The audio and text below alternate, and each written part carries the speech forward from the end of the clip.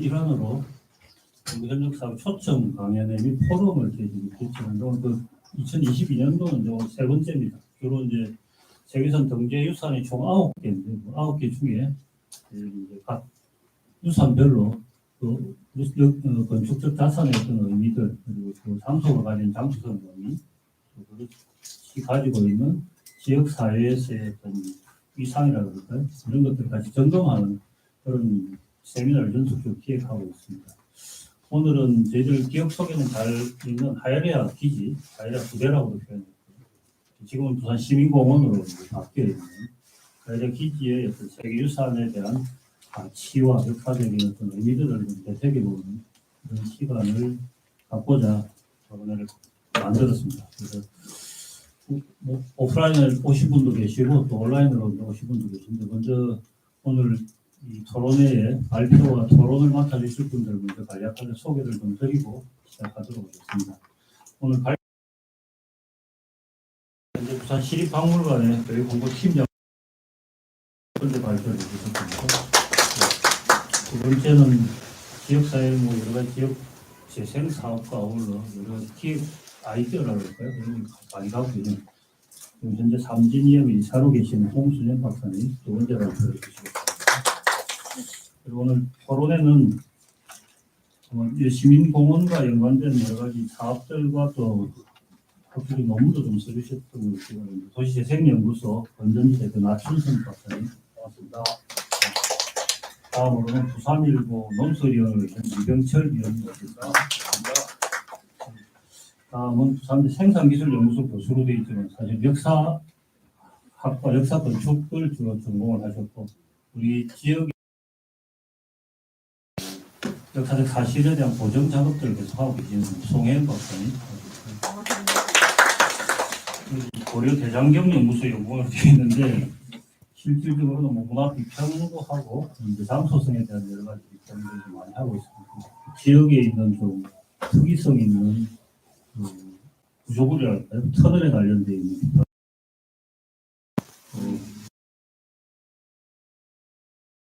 글도 쓰셔서 모셨습니다. 한편 뭐 문화 정책, 문화 쪽에 좀 문화 연구자라고 보시죠. 전국조 박사님 모셨습니다. 안녕하십니까. 반갑습니다.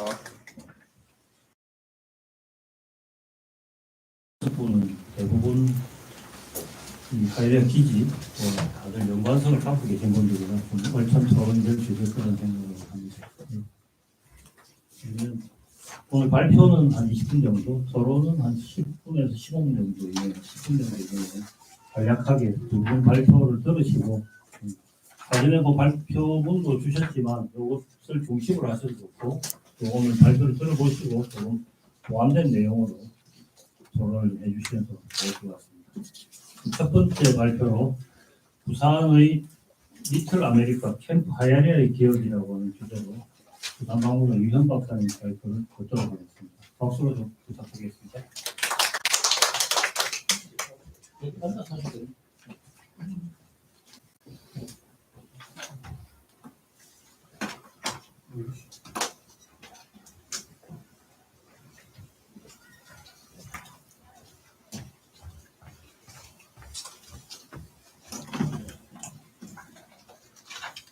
그때가 좀 발표하실 때만 발표하고 마스크 잡고.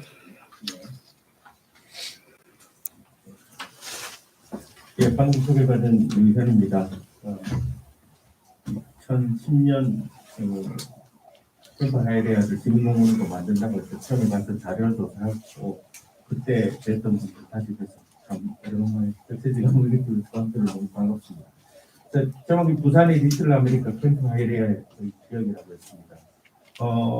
오늘 발표는 저는 역사와 장소성 그리고 지역 이쪽을 중심으로 발표를 할 거고요. 홍 이사님은 아마 건축물에 대한 발표를 하실 겁니다. 부산의 리틀 아메리카라고 표현한 것은 캠프 하이레아가 가지고 있는 어떤 의미에 있어서 미군 기지는 크게 세 가지로 나누어집니다. 리틀 아메리카라고 해서 대형 미군 기지 그리고 중형 사이즈 그리고 아주 작은 사이즈 그렇게 세 가지 유형으로 나누어지는데 가장 큰 사이즈 같은 경우에는 그 규모가 뭐 컴플리스 같은 경우는 우리나라 평택 같은 경우 대표적인 사례인데요. 가장 핵심적으로 리틀 아메리카라고 분류하는 기준은 그 안에 가족들이 같이 거주할 수 있고 그 안에 교육 기능을 가지고 있느냐 아니냐 그걸 가지고 리틀 아메리카냐 아니냐라고 따지는데 캠프 하이라야는 일종의 리틀 아메리카에 해당된다고 생각합니다. 그래서 그 제목을 붙였고요. 오늘 발표해야 될 것은 뭐 잘 아시겠지만 일단 캠프 하이라 역사 다시 한번 더 살펴보고요. 거기에 대해서 장소로서의 그리고 캠프 하이리아가 피난수도 유산으로서의 항소 가치는 어떤 가치를 가지고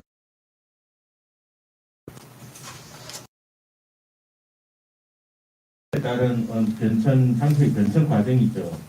본전이 한 농지였다가 강제 병합되고 그 과정을 거쳐서 시민공원까지. 그래서 일제 강제 병합이 되었다가 후지가 방한한 데는 2010년까지가 그게 딱 100년이 된다고 그래요.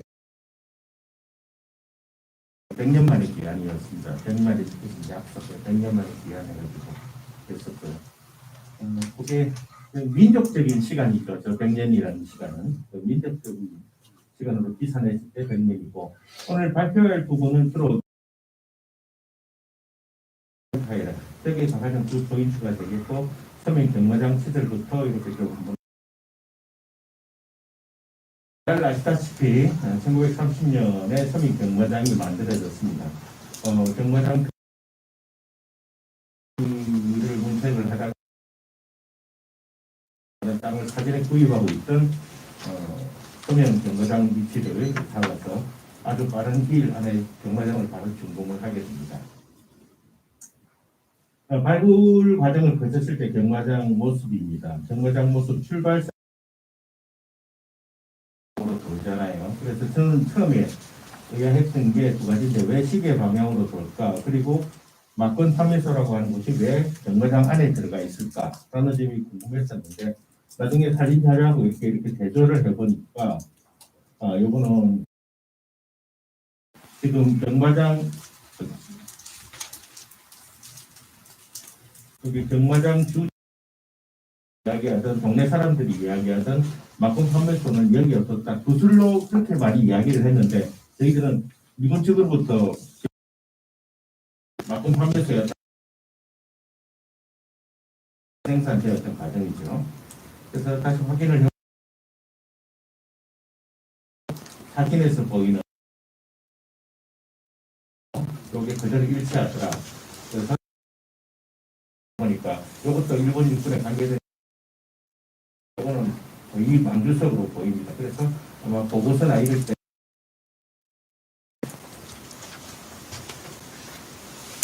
그리고 이제 일본 군용제로 관계되는 두 번째 위해서 짧은 시간 2-3개월 정도였지만 여기에서 임시구조 훈련을 받고 남방으로 배치되어 간 사람들의 또 이야기도 하나의 우리 공복 그 일제강점기의 어떤 역사에 있어서 하나의 중요한 포인트로 작용을 하고 있고 여기 또 추후에 증언하는 게 또 몇 년 전에 또 돌아가 있었어요. 그래서 동진회라고 하는 그런 모임을 만들어서 일본에 계속 재판을 요청하고 그렇게 했는데 결국 시간이 지나니까 다들 돌아가시게 되었습니다. 임시보조 이야기는 뭐 잘 알고 계실 거니까요. 여기서 훈련을 받고 정작 그분이 2013년에 한국에 오셨어요. 발표로 오셨을 때 내가 직접 가서 그 당시 임시구조 훈련을 받을 때 여기는 어떠한 모습이었습니까? 라고 여쭤봤는데 기억을 못 하시더라고요. 여기는 그때 잘 기억이 나지 않는다. 한 2개월 정도 훈련 받았으니까요. 여기서 자 이제 미군 주둔기로 넘어가겠습니다. 좀 미군정기에 1946년 지도를 보면 여기에 경마로가 있고 여기는 비어 있죠. 비어 있는데 비어 있고 여기 지금 건물들의 배치 장면을 보이고요. 그래서 이게 이렇게 뒤에 나타난 걸로 봐서는 해방후 미군정 1940 해방후에서 1946년도 전쯤에 그 사이에 만들어진 이제 거래 개통의 어떤 그 중물이 아닌가라고 추정을 하고 있습니다. 그리고 이 부분에 아무것도 없었다는 게 정언에서도 사실 구술 정언에서도 나오는데요. 나중에 보게 될 일본군 진경자는 서명 경마장에는 말도 건물도 없는 흙으로 만든 임시 창고뿐이었다라고 말씀을 해주셨고, 또 다른 하이리어 콘서트는 거기에는 일본군이 주둔할 때 경마장 건물 하나뿐이었고 일본 군인들은 천막을 치고 있었다라고 이야기했습니다. 그래서 정상적인 형태의 건축 준물은 없는 것으로 생각을 하고 있습니다. 이는 47년도 사진입니다. 47년도 사진 보면 방금 아무것도 없었던 부분에 이렇게 구축물이 나타납니다. 이 부분에 사실 많이 고민을 했던 부분인데요. 이 건축물의 형태는 용산 일본군 막사의 형태하고 거의 동일합니다. 재료도 심지어 일본에서 가져왔습니다. 오키나와나 이런 데서 가져와서 거기에 다 찍혀 있었어요. 그런데 지어진 시대를 보면 46년에서 47년 사이에 건설한 것으로 저는 조심스럽게 추정을 하고 있습니다. 왜냐하면 1946년도 지도에까지 표시되어 있지 않고 구슬 증언자도 앞서 말씀드렸듯이 여기는 공터라고 그렇게 증언을 하고 있기 때문입니다. 이제 48년도 사진입니다. 1947년 출생된 미군 관계자 숙소, 영사 외교관 숙소, 유엔 관계자 숙소. 나중에는 여러 번 이야기할 거지만 해방 후에 미군이 여기에 주둔을 하게 되면서 리단 이런 데 주로 있었고, 그리고 사실은 외교관이나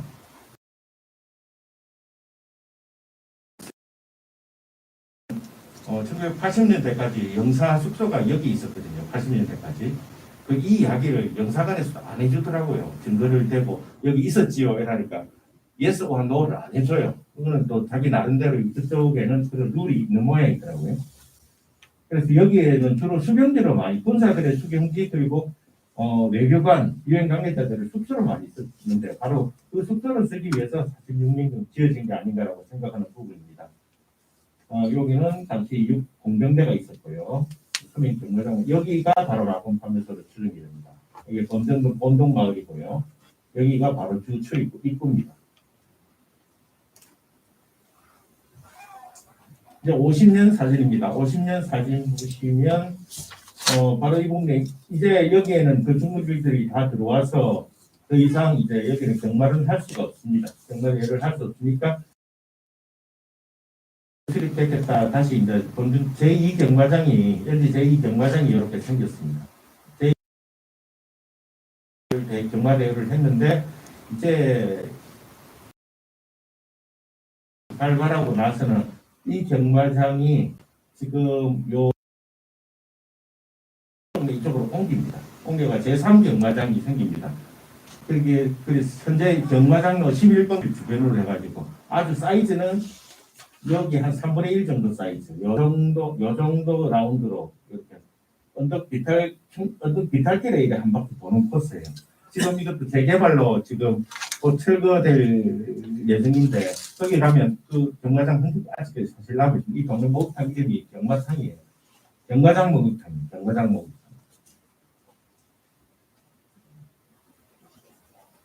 자, 그리고 한국전쟁기입니다. 한국전쟁기는 이렇게 돼서 24사단이 한국 이동을 명령받고 들어오기 시작합니다. 조금 간단하게 넘어갈게요. 그래서 캠프 하이레가 상승돼서 보통 이제 전에는 부산 기지사령부라고 했는데 최근에 연구에서는 부산 기지사령부라는 것입니다. 부산 병참사령부라는 용어를 많이 씁니다. 그래서 병참사령부라고 하는 거고 큰 의미상의 차이는 없습니다. 8069 보충대가 처음 위치하다가 뒤에 그런 병참사령부가 들어왔다. 이것도 마찬가지로 이 부대에서 직접 근무하신 분들의 이야기를 통해서 그런 겁니다. 캠프의 명칭 아름다운 초원이라는 뜻으로 이 명칭이 부산 병참사령부가 생기고 나서 이제 생긴 거라고 알고 있었는데 미군 측 자료를 보면 1945년에 미군이 진격할 당시 이렇게 불렀다. 그러다가 그 명칭이 고정화된 것은 한국전쟁 이후 베이스 캠프가 차려지면서 그때부터 본격적으로 캠프 하이레라고 부른 것으로 이어졌습니다. 그리고 미군들이 이제 한국 이 장교 클럽 부분입니다. 장교 클럽이라고 했는데 이 부분에 가장 말이 많았죠. 근데 가장 결정적인 위성 사진 증거가 48년도 항공 사진에는 이 장교 클럽이 없고 이래서 한국 사진에는 없는 것으로 봐서 장교클럽은 49년에서 54년 역사관 오픈하고 나서 정원자가 찾아오셔서 이렇게 말씀을 해주셨어요. 50년대 초 미군 장교 외관용과 식당을 지었는데 그 식당 당초 이름은 플라밍고 클럽이었다. 플라밍고 클럽이었는데 그때 50년 1월 달에 요 건물 오픈하고 나서 기념 사진을 찍었다라고 이 사진을 기증을 해주셨어요. 그래서 이 건물의 연대를 확실히 알 수가 있었습니다. 그런데 그리고 70년대 이거는 1980년대 캠프 하이리아 지도인데요. 뭐 다른 부분은 한데 조금 이번에 자료를 조사하면서 유성부지에 대한 이야기를 조금 추가해봤습니다. 사실 우리 공식적으로 우리 부산시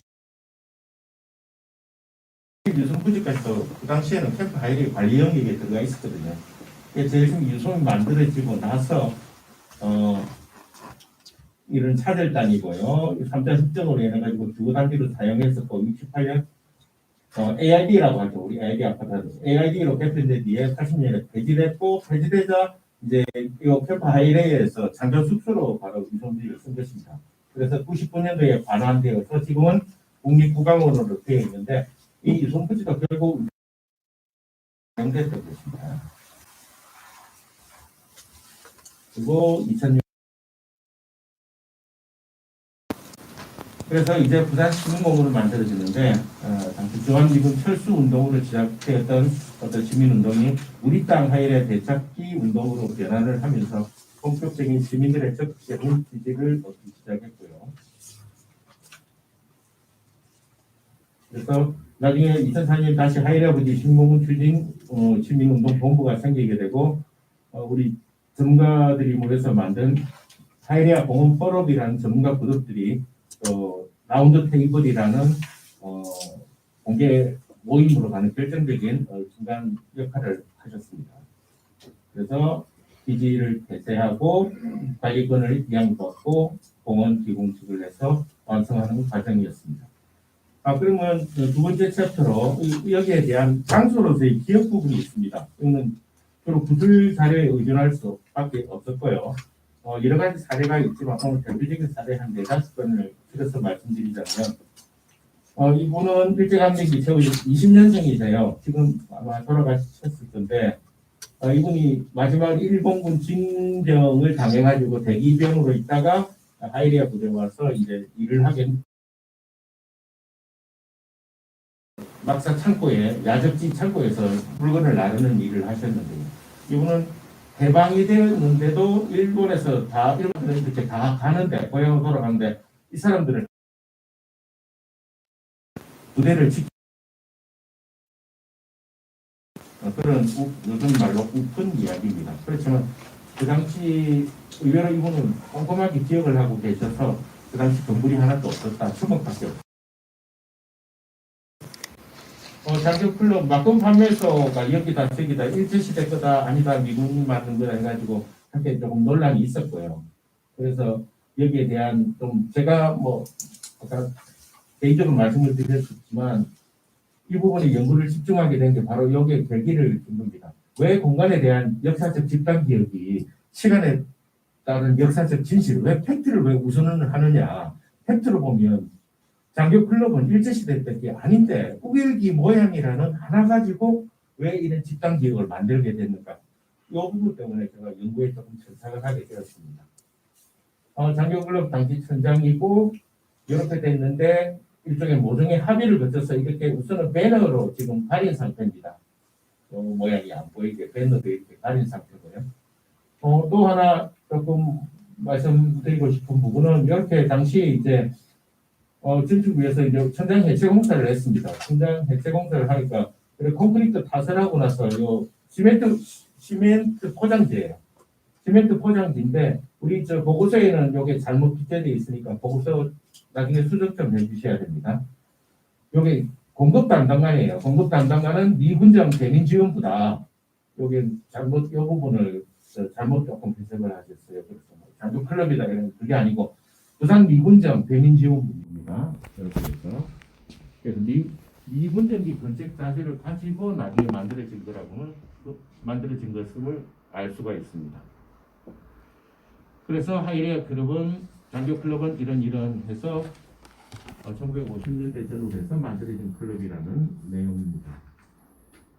또 다른 하이레아 군속으로 오래 계셨던 30년간 근무하신 분에 따르면 그때 하이레아 부대 생기자 옆에서 있던 캠프 하이레아에서 한국 전쟁이 발발하고 제일 먼저 모집한 게 바로 우리나라 기술자였습니다. 기술자를 제일 먼저 직원으로 모집하는 작업을 했습니다. 그때 들어가셨던 분입니다. 그리고 카투사, 여기 우리 위원님도 카투사 한 분 계신데 그 카투사의 이야기도 여기서는 중요한 하나의 역사적 축을 또 담당을 하고 있습니다.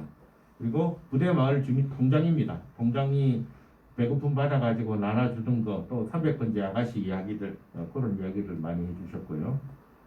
그분은 이제 동네 앞에서 이제 작은 슈퍼마켓 하시던 분인데, 이것저것 안 파는 게 없었다. 다 팔았는데, 그 중에 자기는 담요를 많이 주로 팔았다. 담요가 인기 있는 제품 중에 하나였다. 그런 내용이고, 여기에서 특이한 게 바로 이제 또 양색시 부분입니다. 우리는 다른 데는 양공주라고 약간 비하하는 언어로 부르는데, 이 동네에서는 양색시가 하나의 주민과의 생활 공동체가 되어서 이 양색시를 통해 가지고 미군 PX 물품들이 남포동 깡통 시장으로 건너갈 수 있었던 어떤 중간책 역할도 했기 때문에 이 부분 범전동 본동마을의 결정적인 어떤 그런 경제적인 공동체에서 일부분을 담당했던 그런 부분이어서 모든 공동체 의식이 강했다 하는 그런 내용이고요. 은폐된 반민, 이 사실을 잘 아시다시피 이제 1980년대를 기점으로 5.18 광주 그리고 부산 미문화원 방화 사건을 계기로 이제 시민운동이 일어나는데, 이게 나중에 이제 1988년을 기점으로 이제 한풀 꺾이게 되죠. 이념 운동으로서는 이미 한풀 꺾이기로 결정적으로 소련 붕괴로 쇠퇴가 됩니다. 문제는 거기에 플러스 지방자치제가 본격적으로 실시가 되면서 이제 지자체 단체장 후보들이 시민의 눈치를 봐야 되는 상황에서 이제 본격적인 이념형이 아닌 생활형 민주주의가 등장하게 됩니다. 그래서 미군 철수에서 부지 반환 운동으로 새로운 집단 기업이 창출되게 되는데, 거기에 전문적인 역할을 하신 분이 바로 이제 배다지 선생님인데, 미군기지 축출이라는 용어를 썼을 때 시민들이 두려움을 가졌다면 우리 땅 되찾기라고 명칭을 바꾸니까 이 운동이 대중적으로 확산이 되더라. 구청에서 버스 대절해주고 빵하고 우유까지 보내주더라. 그런 이야기도 있습니다. 자, 그래서 이제 드디어 이제 피란수도 유산으로서의 역사적인 장소는 어떤 장소가 있느냐. 그래서 미군 주둔기를 1, 2, 3, 4기로 나누어 봤을 때 여러 부대들이 거쳐갔습니다. 그리고 미군 부대 특성상 한 개의 사단, 한 개의 대대, 한 개의 중대 이렇게 있는 게 아니고 여러 부대가 복잡하게 얽혀서 배치되고 있는 상황을 알 수 있고요. 그래서 거쳐갔던 부대, 그리고 부대 주 베이스 캠프의 이름도 캠프 하이레아는 하나의 애칭이었고요. 이름이 이렇게 다양하게 바뀌어가고 있는 걸 알 수 있습니다. 그게 맞서 아울러 또 피란수도 부산의 가치로서 중요한 가치 중에 하나, 피란수도였다는 어떤 역사적인 의미도 있고, 또 바로 이 자리에 미군 기지뿐만 아니고 국제 원조 기구가 있었다. 실질적으로 기지가 있었다기보다는 원조 기구가 캠프 하이레아 부대 안에 위치한 것은 아닌 것으로 보이고요. 원조 기구는 주로 항만 주변, 초량, 범일동 이쪽에 집중적으로 있었고요. 여기에는 바로 그들의 숙소가 있었습니다. 숙소가 있으면서 지금 요즘 가장 핫한 부분이 이제 미국 문서관리청 나라의 문서가 이제 공개되기 시작하면서 여기에 대한 연구들이 한참 지금 시작되고 있어요. 그래서 지금 국제 원조 관련해서도 이렇게 여러 가지 기구가 나오는데, 이 설립 연도나 이런 게 아직 정확하게 일치하지를 않아요. 각 논문마다. 그래서 연도와 명칭은 조금 상이할 수 있다는 거 말씀을 드리고, 이런 다양한 기구들이 서로 얽히고 설키고 하는 관계에서 생겨났다가 또 없어졌다가 이어졌다고 했는데요. 그거를 간단하게 표로 구분하면 이렇게 됩니다.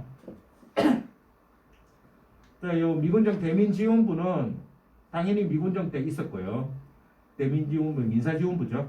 이 대민지원부가 있다가 아까 말씀드렸던 시멘트 포대, 그것은 바로 여기에서 생산되어서 남은 재고량을 보유하고 있다가 요맘때 지어진 것으로 보입니다. 그럼 요맘때 바로 이제 이렇게 표를 만드니까 이제 보이죠. 그러면 1950년 49년 말 51년 1월에 오픈을 하려면 장교클럽은 누가 지었느냐? 미군이 지은 것은 절대 아니라고 합니다. 증언자에 의하면 그러나 민사처였던 것으로 기억한다. 근데 민사처라는 이름이 여기도 중간중간 나오거든요. 이게 사실 우리말로 번역어도 통일되어 있지 않아요. 그래서 민간 지원하는 미군 단체, 미팔군에서도 민사처를 직접 가지고 있었습니다. 또 유엔에도 있었고, 워싱턴에도 있었고, 그래서 이 부분이 많이 좀 헷갈리는 부분입니다. 그래서 크게 정리해 보면, 운트콕 여기가 운트콕이 응코크로 넘어갑니다. 이렇게 이어지거든요. 응코크가 응커크로 또 바뀌게 됐는데 아마 유엔 한국위원회 임시위원회 여기는 이제 그때 해방할 때 잠시 들어와서 50 선거하는데 관할을 했고요. 그 이후에 한국의 그걸 보기 위해서는 응코크 여기서 했는데 아마 여기에서 장교 클럽을 짓는데 주도를 하지 않았을까라고 추정을 하게 됩니다. 그리고 나중에는 한국통일부흥위원회로 이어지고요. 또 다른 개파는 유엔 보건복지 파견대에서 유엔 민간 원조사령부 그리고 다시 한국 민간 원조처로 바뀌게 되는 요 라인이 있고요. 또 우리가 잘 알려진 웅크라 같은 경우에는 나중에 이제 유솜으로 이렇게 이어지게 됩니다. 이런 민간 지원 국제기구 유엔을 포함한 국제기구의 어떤 변천도 주의 있게 봐야 될 사항이라고 보고 바로 우리 피난기에 해당하는 요 붉은색 부분 우리 피난 수도 부산에서 직접 국제 원조가 관계된 부분은 직접적으로 관계된 부분 바로 이 부분이라고 할 수 있겠습니다. 시간이 많이 지나서 조금 빨리 끝내도록 하겠습니다. 그래서 피난 수도 유산으로서의 장소 가치를 어떻게 볼 것인가 진정성과 완정성이 있는데요. 진정성 부분의 형태 디자인 원형을 유지하고 있다. 그리고 당시 재료를 아직까지도 유지하는 부분이 있으며 우리는 당시 기능적 가치를 재해석해서 시민을 위한 공간으로 활용하고 있다는 그런 진정성을 가지고 있고요. 완전성 부분은 탁월한 복근까지해서 국제 협력을 이끌어낸 어떤 유엔의 활동 공간이라는 부분, 그리고 한국 전쟁의 유산이라는 부분, 그리고 보존을 위한 노력을 시민들뿐 아니고 각계각층에서 지속적으로 했다는 부분, 이런 부분이 볼 수가 있고. 비교성에서 어떤 전세계 유산으로서의 어떤 유일한 가치를 가지고 있냐라고 봤을 때는 피난수도 기능을 수행하면서 국제 협력을 보여준다. 그리고 군사적인 기능도 유지했다. 그리고 피난수도 이후 시민들의 직접적인 참여와 요구 이 부분하고요. 해외 주둔 미군 기지가 대형 도심공으로 바뀐 것은 전 세계에서 최초의 사례입니다. 이 부분을 가지고 조금 어필하면 되지 않을까라고 하는 게 제 생각이고요. 그래서 문화재로 지정되었 장교 클럽은 문화재로 지정되었고요. 제일 처음에 근대 건축물 됐다가 지정 문화재로 되었고 그 위에 공원 전체 뒷부분은 완충 지역으로서 관리를 하고 있습니다. 또 바뀌는 부분이죠. 지금 고정 활용 바뀐 데 부분이고 그래서 결국 피난수도 유산으로서의 어떤 기억의 가치를 가지는가 하는 부분은 이제 이렇게 이야기를 해봤습니다. 시간이 지나서 이것으로 발표는 마감하겠습니다. 감사합니다. 예. 장소의 변화부터 그 장소가 가지고 있는 그 정원자들의 기억들 그리고 장소가 가진 가치에 대한 그런 이제 세계사적 의미로서 지금 진정성과 완전성에 대한 좀 기술과 유일한 가치로서의 어떤 의미들을 짚어주셨습니다. 지나가다 보니까 저희 과거의 기억이 하나 나와서 저희 아버님이 잠깐 나와주셔서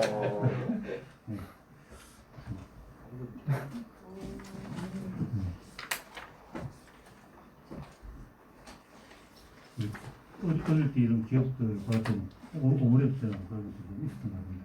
하여튼 그 장기 클럽에 대한 여러 가지의 어떤 오해와 진실들도 좀 있었고요. 아까 이제 뭐 얘기하신 것 중에 역사관계들 전시 관련해서 당시에 그 관련 기록들을 나라에 소장되어 있는 그 사진들을 가져왔을 때 이게 또 다시 증명되어지는 그런 기억들이 좀 나고요. 오랜 동안 이 장소가 가지고 있었던 여러 가지 어떤 그 기업 장소로서의 어떤 가치, 그리고 지금 현재적 가치가 상당히 대부분 조금 생략되어서 빨리 넘어가셨는데 가지고 있는 기존 시설물이 이제 전체 한 338동 중에 24개소가 보존되어 있다는 것만 하더라도 장소의 기억들을 그대로 좀 간직하고자 하는 시민들의 염원들이 좀 있었지 않았나 이렇게 생각이 듭니다. 그래서 과거의 어떤 미군의 기지가 새로운 어떤 시민의 공원으로 변화되었다라는 것뿐만이 아니라 그동안 부산이라고 하는 도시가 가지고 있었던 여러 장면의 어떤 기억들을 이곳에 고스란히 간직하고 있는 그런 것이 아니었던가라고 말씀을 해주신 것 같습니다.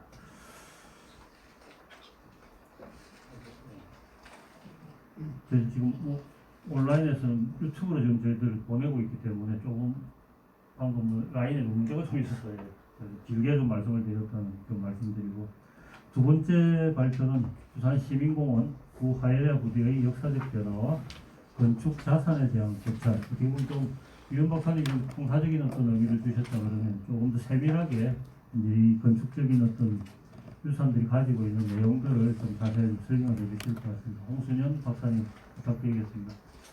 네. 사실은 이거 준비하면서 저희가 논문을 쓴 게 2011년에 했었거든요.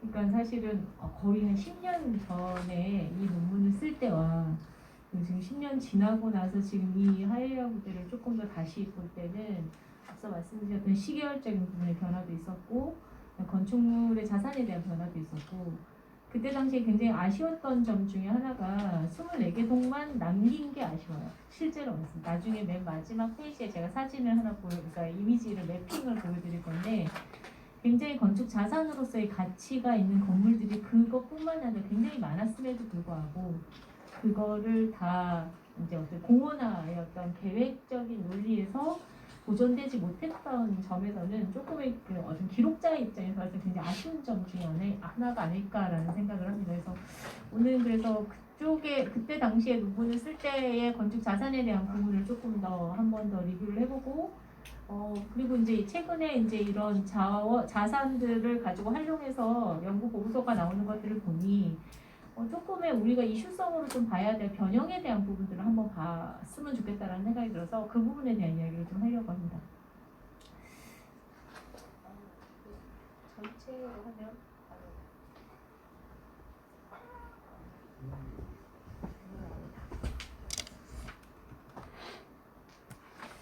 지금 보시는 것처럼 그 시대적인 것을 보시면 아까 시계열적으로 봤을 때 한 3개의 섹션으로 아마 유현 박사님이 나누신 것처럼 저 또한 이제 한 3개의 섹션으로 이제 나누어서 이제 설명을 드리려고 하는데 전체적으로 이 3개의 섹션으로 나눴을 때 가장 이제 이슈가 되는 초기의 어떤 모습에서 볼 수 있는 것처럼 부산의 경마 불악부의 형성 시기의 연관성을 조금 더 확인해 보시면 더 좋을 것 같습니다. 실제로 2021년 4월에 승마회라는 데서 부산시 맥축지에서 최초로 사실은 이 경마대회가 일어났고요. 부전리라고 하는 서면 경마장에서 운영이 됐던 당시의 모습을 볼 때는 1931년, 즉 30년부터 38년까지가 서면 경마장에서 대부분의 어떤 경마대회를 했던 당시의 모습, 그러니까 그 장소를 활용한 모습이라고 볼 수가 있습니다. 대부분이 좀 보시면 통상적으로 경마대회가 일어나는 일수를 보면 3일에서 4일 정도의 경마대회가 일어나는데 서면 경마장으로 옮기고 난 뒤에 한 8일 정도의 경마대회가 열렸다고 한다면 사실은 직객이라 이런 부분에서는 굉장히 큰 이슈성을 가지고 있었던 장소가 아닐까라는 생각을 해요. 그거는 다른 부산집 맥축지라고 하는 지역이나 동네 온천장이라는 지역에 비해서 사실은 이 서면이라는 지역이 사람의 직객이 많거나 주거지가 형성된 지역이 아님에도 불구하고 어떻게 보면 원도심이 아님에도 불구하고 이 경마장이라고 하는 이벤트성이 강한 위락시설이 들어감으로써 이 공간에 대한 장소성이 좀 새롭게 좀 이야기가 될 수 있는 하나의 그러니까 공간적인 활용도를 높이는 작업들을 했던 곳이 바로 이 경마 불악부에서부터 시작하지 않았나라는 생각을 합니다. 그 두 번째로 흐름으로서는 공간적으로는 앞서 말씀하셨던 것처럼 이제 하셨던 건 조금 더 빠르게 넘어가고요. 일본군 시설이 있었던 지역, 그러니까 어떻게 보면 임시 군속 교육대가 있었고, 기록에 보면 외국인 포로 임시 수용소라는 이야기가 있고, 그다음에 72년 제7위 병참 경비대라던가 이 경비대 역할을 할 때 보면 대부분의 경비대 역할이 부산에서 신우주까지 조선 철도나 터널이나 이런 것들에 대한 역을 담당하는 역할을 했었고요. 그다음에 태평양 전쟁에 참여하는 부대에 필요한 군량이라든가 마초들을, 그러니까 군량이라든가 다양한 어떤 시설이나 서비스 아니면 거기는 일종의 그 물량을 제공하는 역할을 했었고요. 그러니까 부산포에서 군 수송소를 보내서 주요 임무를 수행하는 역할을 사실 72 병창 경비대가 했던 역할입니다. 그 외에 이제 임시 군속이 만들어지는 건 일명 노구치 부대라고 알고 계신 것처럼 한 조선인 한 3,200명 정도 되는 조선인들이 실제로 이제 남방에 배치되는 상황들을 벌어졌던 좀 아픔의 역사를 가지고 있는 장소이기도 하죠. 그 이후에 미군 주둔기라고 그냥 제가 이렇게 표기를 했지만 사실 요 시기에는 유엔이나 여기서 다 합해서 이제 저희가 적기는 했지만요. 1945년에 경과 일부가 사실은 여기 경마장만 그런 게 아니라 45년에 경마장이라고 하는 지역으로 되던 서울, 대구, 부산, 평양에서 다 이 경마장을 그러니까 사령부 형태로 발령을 내는 형태가 만들어지고 그 외에 일본 부대였던 곳을 경마장 그러니까 했던 곳을 실제로는 이제 미군에 이제 점유돼서 이걸 활용하는 효과를 했었고요. 지금 아래에 있는 이제 연역들은 아마 유현 박사님이 하셨던 연역에서 조금 더 충돌이 있을 거라고 저는 생각을 하기 때문에 한 번 더 리뷰를 해 봄직할 것 같습니다. 실제로 토지를 조금 한번 봐주시면 좋을 것 같은데요. 아까 말씀드렸던 소음이라고 하는 지역을 그러니까 국악원을 제외하고 전체 토지 모양을 보시면 거기에서 30년대에서 45년대 됐을 때는 저 경마장 일부 지역만 사용을 해가지고 만들었던 그러니까 공간의 면적을 활용하는 면적의 그 규모가 일종의 한 3분의 1 정도 되는 면적이었다고 한다면 한 이제 옆쪽에 있는 제2경마장이 생기고 미군 시설에 같이 있을 때 이 이제 전체적인 본연의 모습이 한 95,000평 정도 되는 거고 그게 사실은 또 다시 확장이 되는 시기는 1956년에 확장이 되는 이 아래쪽에 있는 파란색으로 표시되어 있는 지역까지 확장을 해가지고 전체 16,000평 정도의 부지를 확보해서 공간화 작업을 시작을 했다라고 보시면 될 것 같습니다. 그 중에서도 이제 앞서 말씀드렸던 경마장이 있었을 때 3분의 1 지역에 있었을 때는 사실은 건물의 평수가 2,677평 정도라고 하는데 실제로는 앞서 말씀하셨던 것처럼 경마장의 위치라던가 이런 부분들은 여전히 조금 더 캐션 마크를 찍어야 되는 상황이긴 하고 결국은 경마 트랙과 막범 발매소와 관람석과 임시 마사 시설이라든가 이런 것들이 트랙 밖에 쪽에 구성이 되어 있다라고 한다면 실제로 여기에서 만들어진 공간적인 부분은 한 번 더 재해석을 해야 되는 상황이라고 저는 이해를 했습니다. 그럼에도 불구하고 이제 사실은 군 시설에 대한 부분들을 조금 이야기 안 할 수밖에 없는 상황인데 실제로 육군에서 그러니까 전체적으로 저희가 이 도면을 처음 그렸을 때 당시에 저희가 가지고 있었던 그 건축물의 기반이 되는 베이스가 되는 걸 한 2개 정도로 봤는데 조선가 건축이라고 하는 일종의 그때 당시에 건축 잡지 책에서 나왔던 평면도와 그 다음에 이제 용산 기지에서 나왔던 평면도 그 다음에 거기에서 만들어진 1914년에 만들어지는 조선주차 구병령 관하라고 하는 부분하고 숙사 건축 경영 개요라든가 이 근거로 봤을 때 그때 당시에 육군의 관사들은 계급별로 실수와 면적에 대해서 만들어져 있고 흔히들어서 상장관, 사관, 준하사관, 하사 등으로 나누어서 만들어져 있고 공간 구성 같은 경우에는 침실, 거실, 응접실, 그다음에 식당, 부엌, 욕실 이외에 기타 세분화돼서 만들어져서 대부분의 방들은 일본식이기 때문에 다다미 형태로 이루어진 형태를 확인할 수가 있었고요. 실제로 이제 1927년에 발행됐던 조선가 건축이라는 책의 6집 6호에 보면 이제 제24단 사령부를 지을 때 이제 여기 소속이었던 그 부대에 소속이었던 사람이 이제 작성한 기사에 보면 육군 관사의 특징을 몇 가지를 이렇게 만들어 놓은 게 있어요. 예를 들면 각 관사의 규모라든가 거주 인원의 규모, 그다음 가족 관계 이런 것들 무시한 채 계급에 따라서 육군은 관사를 배정을 했다. 네, 그 중에서 10계급 정도로 나누어지는데 공간으로 봤을 때는 한 150평부터 한 10평 정도까지로 나누어져서 다양하게 분포를 했다.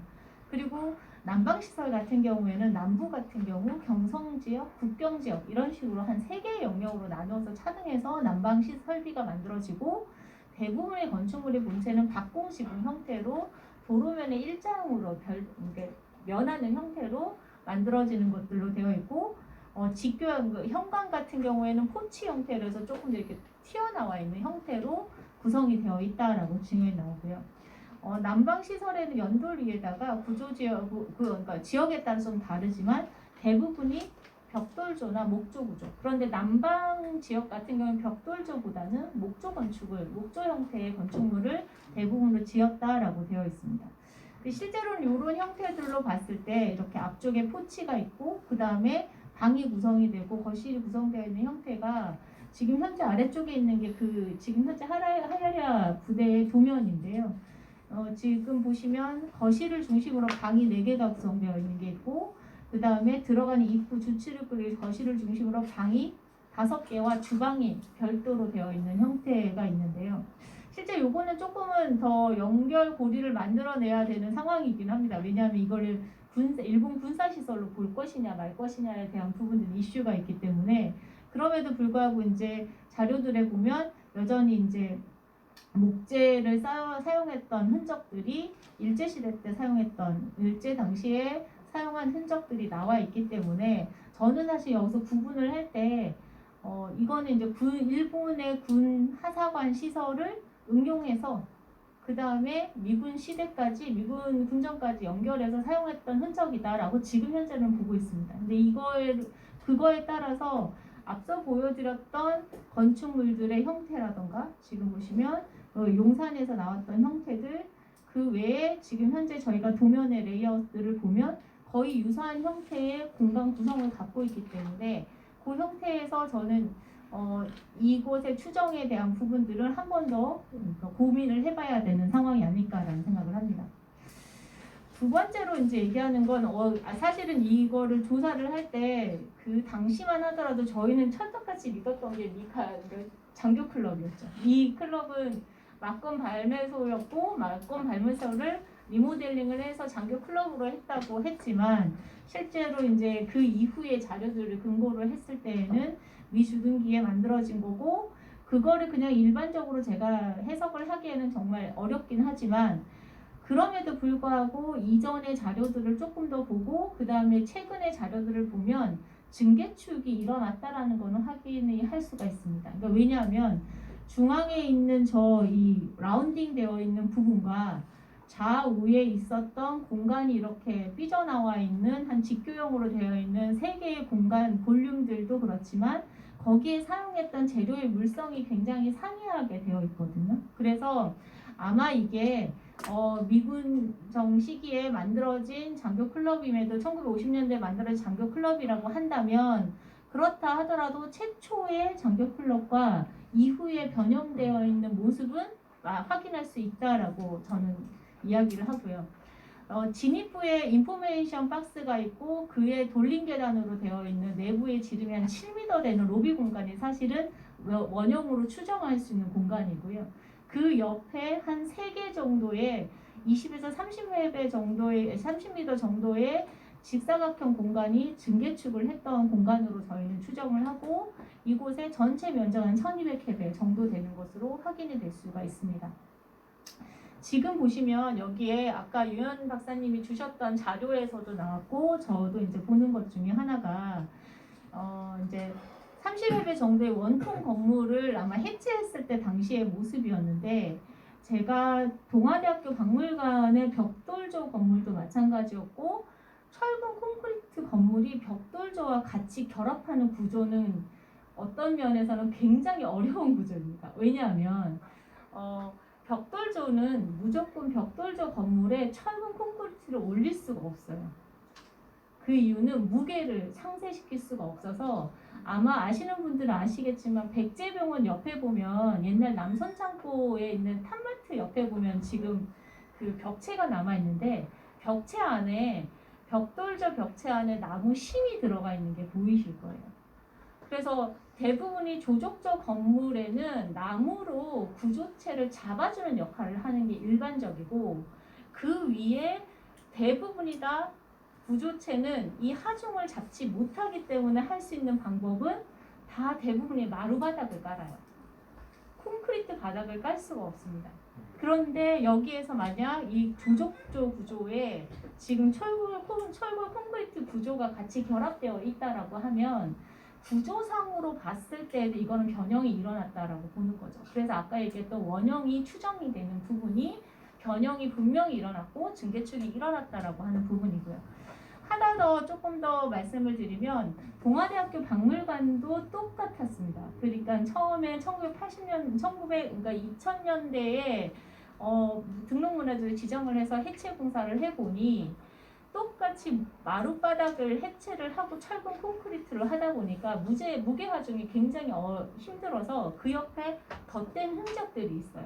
아마 여기서도 덧댄 흔적들이 보였었고 그리고 저는 사실은 그래서 이 증개축 현황에 따라서 어떤 용도로 좀 더 확장을 하기 위해서 증개축을 했는지에 대한 부분을 한 번 더 이렇게 조사를 해보면 꽤 재미있는 이야기들이 또 나오지 않을까라는 생각을 했었고요. 그래서 여기에는 기본적으로는 구조적으로는 조족조 벽체에 지붕은 철근 콘크리트 구조에 거기다가 이 벽체를 어느 정도 보강하기 위해서 만든 게 철골 기둥이라고 보면 될 것 같거든요. 이 세 가지의 구조가 같이 섞여 있는 것도 시계열적인 부분에서도 굉장히 독특한 형태의 연대를 추정할 수 있는 부분이라고 확인을 할 수 있었습니다. 실제 이제 여기에 이제 그러니까 캠프 하야리아 당시에 이제 사진의 모습인데요. 지금 보시면 교회도 보이실 거고 사령관실도 아마 보이실 거고요. 아마 이거는 국장님 제일 많이 이제 기억이 남으실 건데. 그다음 여기는 본관 행정 사무실도 보이실 거고. 실제로 이제 하야리아 부대는 기본적으로 세 개의 영역으로 나누어집니다. 그러니까 첫 번째 영역은 아까 얘기했던 경마 트랙에 있었던 서축 부분인데요. 거기에는 대부분이 다 행정과 관사시설 그리고 위관시설 같은 어떤 관사는 두 종류가 있고 장교클럽 중심으로 행정, 회의, 우편, 사령부, 헬기장이 같이 있는 군 생활에서 공용으로 사용할 수 있는 그런 시설이 있는 곳이 사실은 첫 번째 영역이라고 보시면 될 것 같고요. 두 번째 섹터는 대부분이 다 종교시설과 생활시설, 학교시설이 있는 곳입니다. 그러니까 지금의 하야리아 부대에서는 봤을 때 정면에서 그러니까 정문에서 봤을 때 그러니까 동측에 만들어진 곳이라고 보시면 될 것 같은데 거기에 보시면 종교시설에 지금 교회시설 보이실 거고요. 그 다음에 배수시설이나 통신부대라든가 이런 형태의 학교는 지금 현재도 보존해서 사용을 하고 있는 그러니까 체육관을 보존해서 사용을 하고 있으니까 그런 공간이 있었고요. 마지막 구역으로 동측 숙소 부분에서는 사령관 숙소가 사실은 저는 제일 아쉬운 건물이기도 합니다. 왜냐하면 제가 봤던 군 건물 중에서 가장 화려하고 그리고 가장 보존 가치가 높다고 생각을 했지만 사실은 아쉽게 이제 없어진 건물 중에 하나가 사령관 숙소라고 생각을 하고요. 숙소 중에 장교와 사령관 숙소, 일반 숙소로 나누어서 동측 부분에 이제 숙소 부분이 배치가 돼서 어떻게 보면 행정적인 부분, 그 다음에 서비스적인 부분, 그리고 주거적인 부분이 같이 섞여져 있는 장소가 실제로 하야리아 부대의 공간적인 영역이라고 할 수가 있습니다. 그 중에서 이제 저는 조금 더 재밌게 봤던 것 중에 하나가 여기 있는 일종 컨셉 막사였는데요. 이 컨셉 막사가 긴 T형으로 돼서 만들어진 형태여서 사실은 군 부대에서 사용하기에 가장 간편하고 가장 빠르게 사용할 수 있는 활용도가 높은 게 컨셉 막사라고 저는 생각을 하거든요.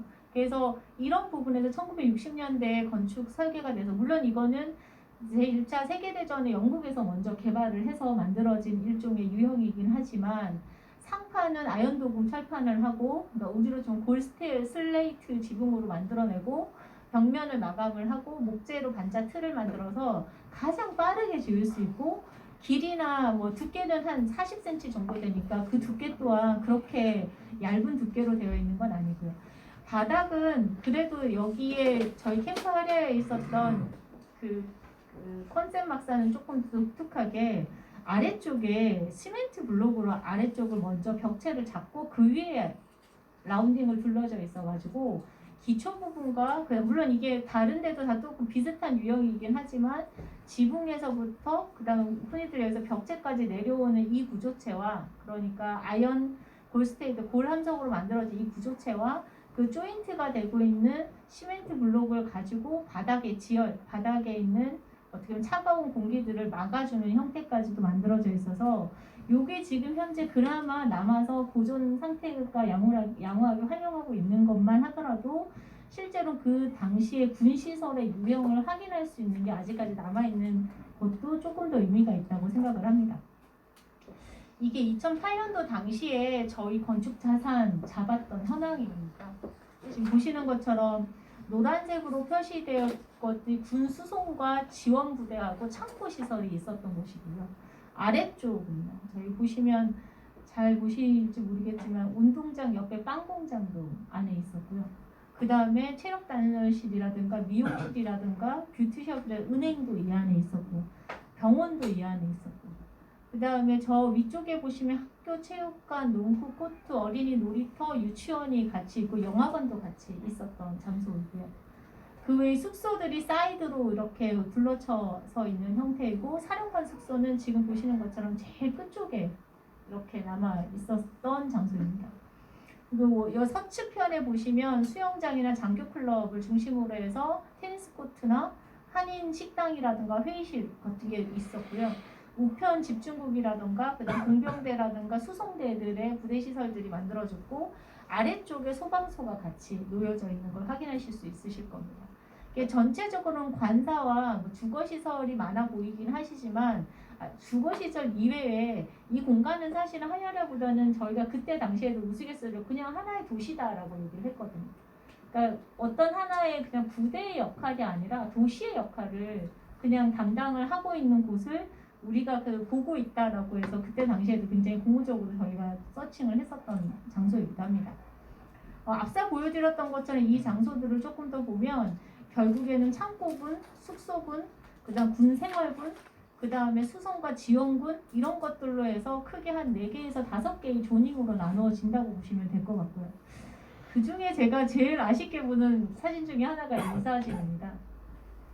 이게 나 박사님도 그렇고 저도 그렇고 2008년부터 이걸 조사할 때 당시에 정말 필수적으로 보존해야 되는 거는 이거다라고 해서 저희가 색깔로 이렇게 표시를 해놨어요. 등급 표시를 해놓은 거죠. 가치, 그러니까 건축 자산으로서의 가치가 있는 걸 일종의 등급 표시를 해놨죠. 그래서 필수 보존 건축물은 이 정도의 건축물들은 무조건 보존을 해야 되고 그 다음 필수 보존 유적지나 구조물도 있다라고 해서 저희가 라인을 정리를 해드렸고 보존을 좀 권장하는 건축물도 있었으면 좋겠습니다. 그래서 보존 권장 건축물들도 저희가 이렇게 색깔을 다 칠해놨고요.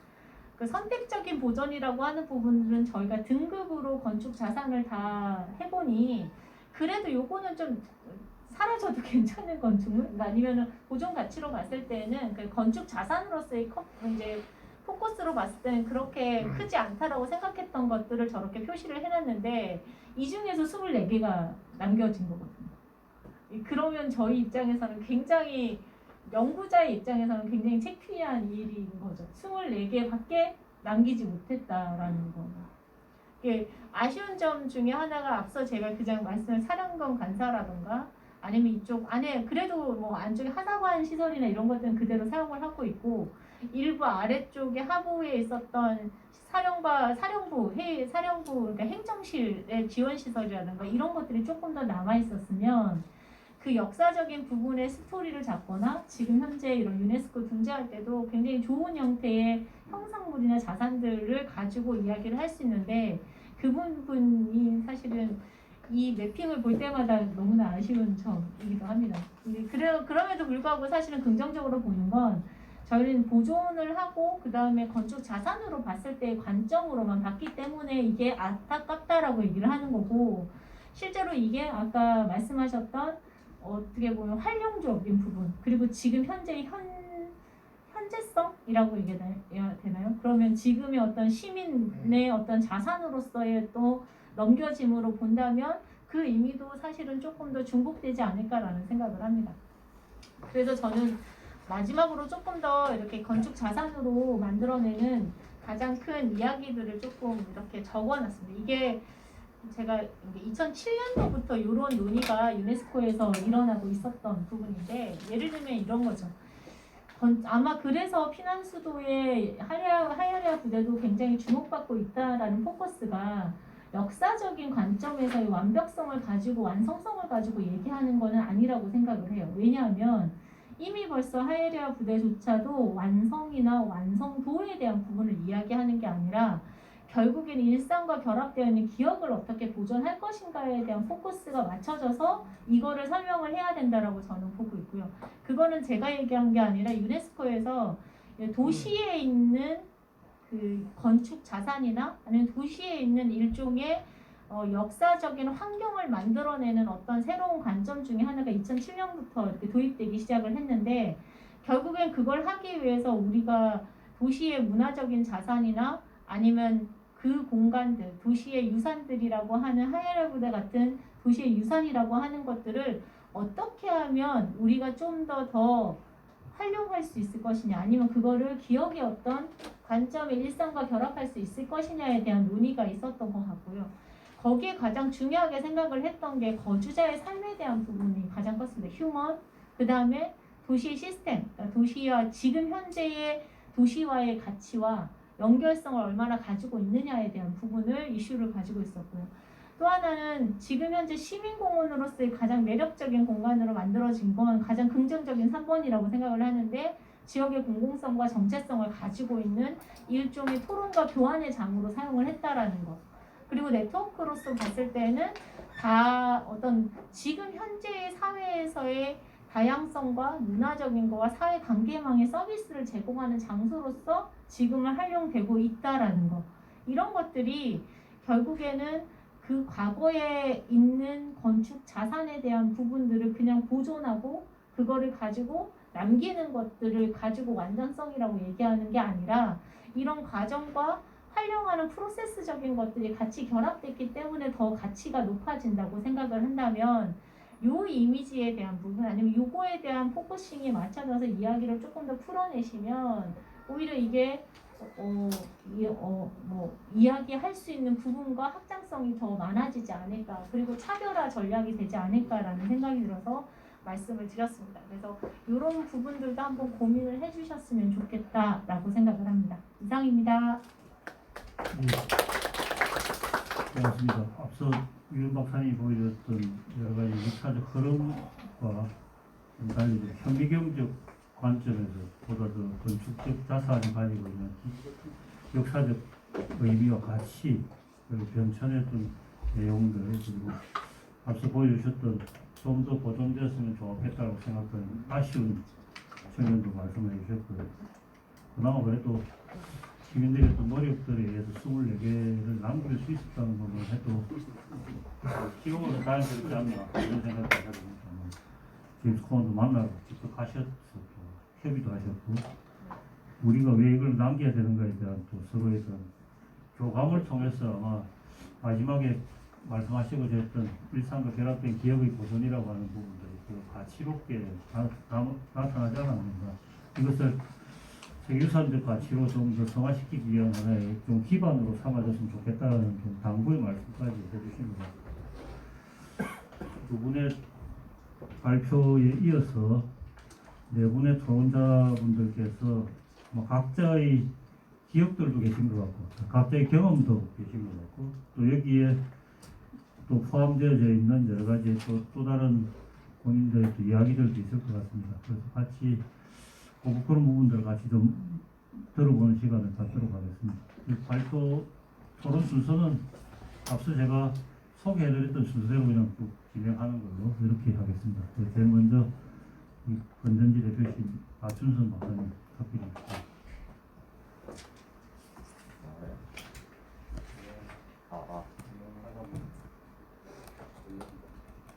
마이크가 불이 안 나.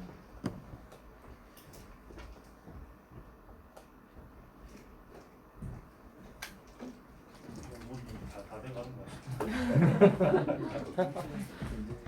네. 배터리 회사가 아니고요. 건축을 널리 펼치는 땅이라는 뜻입니다. 네, 반갑습니다. 저는 도시재생연구소 건전지 대표 나준선입니다. 저는 2011년 조금 전에 발표해 주신 우리 홍순현 박사님과 함께 하이데아 연구를 진행을 했었고요. 또 유현 팀장님하고는 역사관 연구 청서 작업을 함께 진행을 했습니다. 많은 시간 하야리아와 함께 했는데요. 이렇게 또 하야리아를 다시 이야기할 수 있는 자리에 오게 되어서 너무 감개가 무량합니다. 저희 건전지는 이 땅에 숨겨진 역사적 가치를 찾고자 하야리아 부지 내에 320개가 넘는 모든 건축물에 대해서 4개월에 걸쳐서 현장 실측 조사를 실시를 했는데요. 지금 생각하니까 왜 이렇게 무식한 일을 했는지 조금 이해가 안 되지만 정말로 열정을 다해 조사를 했고 도면을 그리고 공간을 분석을 했습니다. 저희 건전지 팀의 이런 조사 연구를 바탕으로 해서 차후에 시민공원 조성을 위한 라운드 테이블 전문가 회의를 통해서 하야리아 건조물의 보존 활용을 위한 가치평가 작업이 이루어졌습니다. 또 한 가지 더 하야리아 재설계가 또 결정이 됨에 따라서 조경 전문가 제임스 코너 측에 저희 보고서가 전달된 것으로 알고 있습니다. 하지만 이런 건축적 연구조사 외에도 굉장히 오랜 시간 하야리아 가치를 기록화하고 널리 알리는 활동이 진행이 됐습니다. 대표적으로 국제건축문화재 하야리아 특별 전시라든지 하야리아 공원 포럼에 굉장히 큰 노력들이 많이 있었고요. 또 전국에 있는 대학생들 대상으로 전국 독고모모 학생 공모전도 개최를 해서 1000명이 넘는 대학생들이 저희 하야리아 부지에 와서 1박 2일로 답사를 진행한 기억도 있습니다. 정말 많은 분들이 함께 해주셨는데요. 일일이 또 호명을 시간 관계상 못해서 죄송스럽습니다. 역사 장소로서 부산시민공원 하야리아 기지가 어떤 가치가 있는가에 대한 문제는 정말 다양한 시각이 존재할 수가 있습니다. 비록 이방인처럼 존재했지만 우리가 안을 수밖에 없는 있는 그대로 역사 현장으로 보아야 하는 시각부터 해서 아니다, 이거는 청산하고 새 출발해야 될 대상이라는 시각까지도 우리는 모두 인정을 해야 합니다. 제가 엊그제 일요일 날 정말 한 10년 만에 처음으로 부산시민공원 전체 구석구석을 한 3시간 정도 걸어 다녔는데요. 제가 그동안 사실 시민공원을 잘 오지 않았습니다. 왜냐면 사실 저희는 목표가 시민공원이 아니고 세계적인 명품공원을 만드는 게 목표였거든요. 처음에 여기 계시는 분들도 다 마찬가지겠지만, 근데 이제 그런 아쉬움이 커서 제가 이제 가지 못했는데, 근데 일요일 날 제가 느낀 게 뭐냐면 정말 많은 부산 시민들이 피크닉을 즐기고 어린 아이들이 정말 재미있게 뛰어노는 모습을 보고 이게 명품 공원은 안 돼도 정말 부산 시민들을 위한 시민공원은 된 것 같구나 라는 생각을 했습니다. 다만 잠시라도 조금 전에 발표해 주신 우리 박사님들 이야기처럼 이 땅에 3223명의 이런 조선 청년들이 강제 징집이 되어 가지고 억울하게 그 형벌을 받았던 그 역사적 장소라는 기억을 잠시라도 좀 떠올릴 수 있게 우리가 어떻게 할 것인가 라는 부분이고요. 그래서 저는 늦었지만은 지금부터 시민 전문가들이 적극적으로 참여해야 된다고 생각을 하고 있습니다. 오래전부터 부산에 근대문화자산 해설사들이 양성이 되었고요. 한 80여 명이 엊그저께 부문지 연합 동아리를 발족을 했습니다. 이분들의 역할이 피난수도 부산의 가치를 널리 알리고 기록화하는 일들인데요. 근데 사실 민간 차원에서 활동하는 게 너무나 어렵습니다. 여러 가지로 그래서 이 부분에 대한 것들은 이제 고민을 좀 해야 되고요. 사실 하야리아 기진에 얼마 남지 않은 이 건축물들의 물리적인 가치로만 이 세계유산 유네스코 가치를 논하기는 정말로 한계가 많습니다. 역사 장소로서 부산시민공원이 갖는 잠재적 가치가 어디에 있는지 어느 누구도 자신 있게 이것이 답이다 라고 말할 수는 없습니다. 이곳을 찾는 이들에게 당시에 이 땅에 무슨 일이 있었는지 제대로 알리기 위해서는 기록으로 검증을 하고 또 그 기억으로 확인하는 작업이 꼭 필요합니다. 앞으로 이 캠프 하야리아에 작은 나무 한 그루를 심는 부산 시민들이 더 많아질 것을 기대해 봅니다. 감사합니다. 고맙습니다. 그동안 경험들하고 여기 그 역사적 장소로서의 하이데가에 대한 기억 또 그리고 거기에 대한 입증될 수 있는 기록 또 거기에 또 덧붙이는 역사 기억들을 어떻게 해갈 것인가에 대한 이런 말씀을 해주셨고 피란수도 세계유산의 의미로서만 가치를 가져갈 것이 아니라 좀 확장된 의미의 시민적 기억으로도 가져가야 될 것 같다는 말씀인 것 같습니다. 물리적 가치를 떠나서 정신적 가치의 어떤 부분들까지 역사적 가치의 부분들까지 좀 포함되어 세계유산의 가치도 포함되지 않겠는가라고 역설일 수도 있습니다만 그런 말씀을 해주신 것 같습니다. 고맙습니다. 이병철 의원 예. 부탁드리겠습니다. 네, 저 부산일보 이병철 논설위원입니다. 마이크 너무 있는데. 성현 목사님 옆에 좀 땡기고. 안 돼. 아무리 눌러. 뭐 토론은 필요 없다 이런 말. 그냥 하겠습니다. 네. 두 분 박사님의 발표를 보니까 갑자기 막 십몇 년 전에 생각들이 덮어뒀던 기억들이 막 하면서 좋지 않은 기억들이 막 이렇게. 근데 가만히 보니까 저는 사실 홍 박사님 저기 보존해드릴 건물 저 도면은 처음 본 것 같아요. 아 진짜요? 예, 저 도면 처음 본 것 같아요. 저거를 이분들이 약간 우리 반대편에서 있었구나 생각을 지금 다시 하면서 약간 적대적인 개념을 가지고 있습니다. 이런 말씀을 모두에 드리는 이유는 뭐냐면 그 당시에 이제 제가 부산일보 시청 출입기자 하면서 하야리아 공원 포럼 만들고 전문가들과 같이 했던데 그때 이제 가장 저는 토론문이 다 적었기 때문에 제가 생각나는 저 이병철 제가 할 게 아니에요. 뭐 송영 지금 제가 예. 저는 하라에 생각했습니다.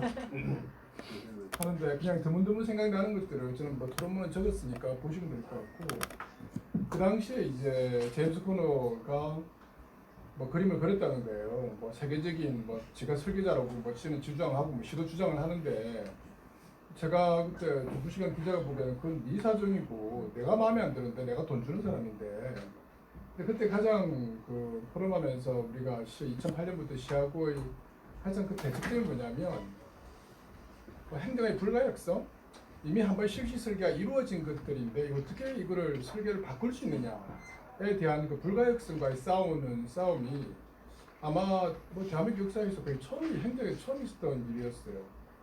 그 기본 설계, 실시 설계 다 끝나가지고 도면이 나와서 이제 착공이 들어가는 그 장면에서 이제 포럼이 만들어지고 물론 우리가 제가 말을 하다 보니 마치 우리가 다 한 것 같은 그런 건 전혀 아닌데 약간 어쨌든 시와의 대책적인 문제를 제기하는 입장이다 보니 그 당시에 이제 하야리아 뭐 익숙한 이름이겠지만 하야리아 부산시민공원 조성추진단장 허대영에서 김종철로 넘어가는 그런 시기에서 이제 김종철 본부장을 언론사에서 제가 국무성에서 스폰서를 받아서 우리 박사 10명이 미국을 가는 장면 그리고 제임스 코너를 만나는 장면에서 허대영 비사지만 이걸 기록에 남겨야 될지 모르겠지만 허대영 전임 시민공원 조성추진본부장이 김종철 국장한테 뭐 이렇게 어떻게 우리가 다 실시 설계를 선배들이 했는데 네가 뭐 건방지게 바꾸고 하냐고 욕을 했던 그 정도로 이제 상당히 시에서는 강렬한 마찰이 있었던 장면이었어요.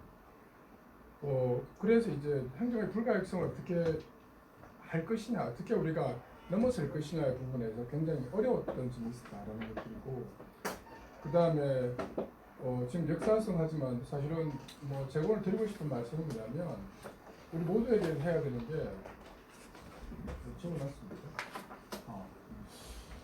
이제 포럼이 2008년 조정되고 2년, 3년, 4년 열심히 했는데 그러면 우리가 하야레 공원 이 시민공원이 조성이 되고 나서 10년의 세월이 흘렀단 말이에요. 어쨌든 우리 근전집 들어가고 홍 박사님 들어가고 했는데 지난 10년 동안 우리 부산이라는 사회, 아까 시민 전문가 말씀하시던데 부산이라는 사회, 그 다음에 박물관 관련 학자들, 전문가들은 과연 우리 10년의 시간 동안 얼마나 성숙했느냐라는 질문을 저한테도 던지고 부산 연구원한테 던져보고 홍 박사님한테도 개인적으로 던져보고 싶어요.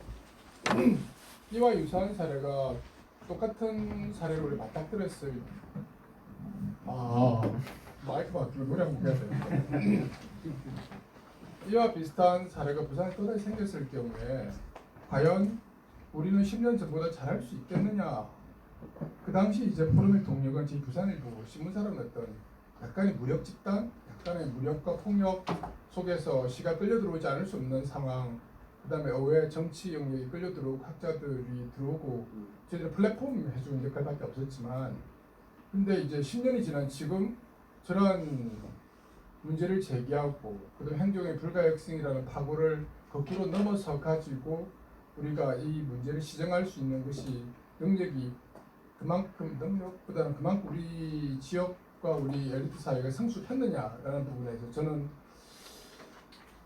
물론 10년 동안 제가 팔로우하지 않았기 때문에 뭐 맞다라고 말은 못하겠지만 제가 느끼는 감은 아니다라는 생각이 굉장히 좀 많다. 그런 부분에 좀 서글프다라는 생각이 들고 이런 말씀을 구구절절하게 드리는 이유는 뭐냐면 우리가 세계유산이라고 하는데 사실은 뭐 저는 오늘 홍 박사님, 유 박사님 말씀에 100% 10년 전에 이미 100% 동의한 내용들이기 때문에 더 이상 말씀을 드릴 필요는 없지만 그래서 일본군이 있었고 말이 죽었고 미군이 있었고 그 다음에 한국군의 병창 기지 역할을 하고 저도 육구 수송 대대 출신으로 저기서 오부대 55 보급창에서 하야레를 거쳐서 캠프 캐롤과 캠프 험프리와 동북선으로 이어지는 보급선에 있었던 제가 줄라운 줄이었거든요.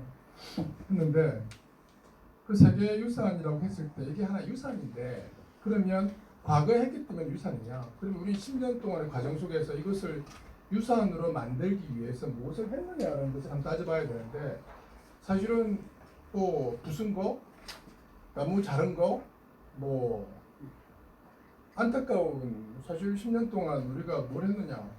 저는 이게 제가 저한테 방문하고 질타하는 거지만 안타깝다라는 생각이 드는 거예요. 그리고 그 당시에 뭐 10몇 년 전의 기억을 거슬러 올라가면 왜 저걸 가지고 1년, 2년 동안 제가 썼느냐 생각을 해보면 첫 번째가 왜 부수지? 왜냐하면 엊그제까지 제가 그 배를 막사에서 자고 있을 때 막사를 왜 부숴야 되지?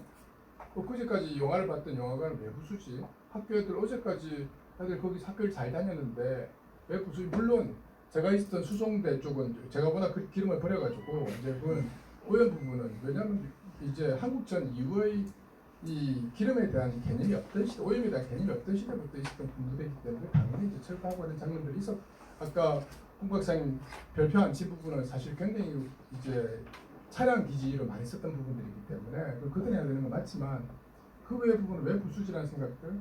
그 다음에 또 하나가 이제 10년 동안에 참 하고 싶었던 이야기는 뭐냐면 그래서 우리가 진짜 미국과 홍콩과 일본을 다니면서 미국도 비슷한 미군 기지를 공원을 만든 샌프란시스코 프린스티어 파크 같은 것들을 보고 있으면 그때 그 버너스에서 했던 이야기는 나무를 심어서 나무가 크는 30년을 기다릴 시간이 없으면 이런 논의를 하면 안 되는 거 아니냐.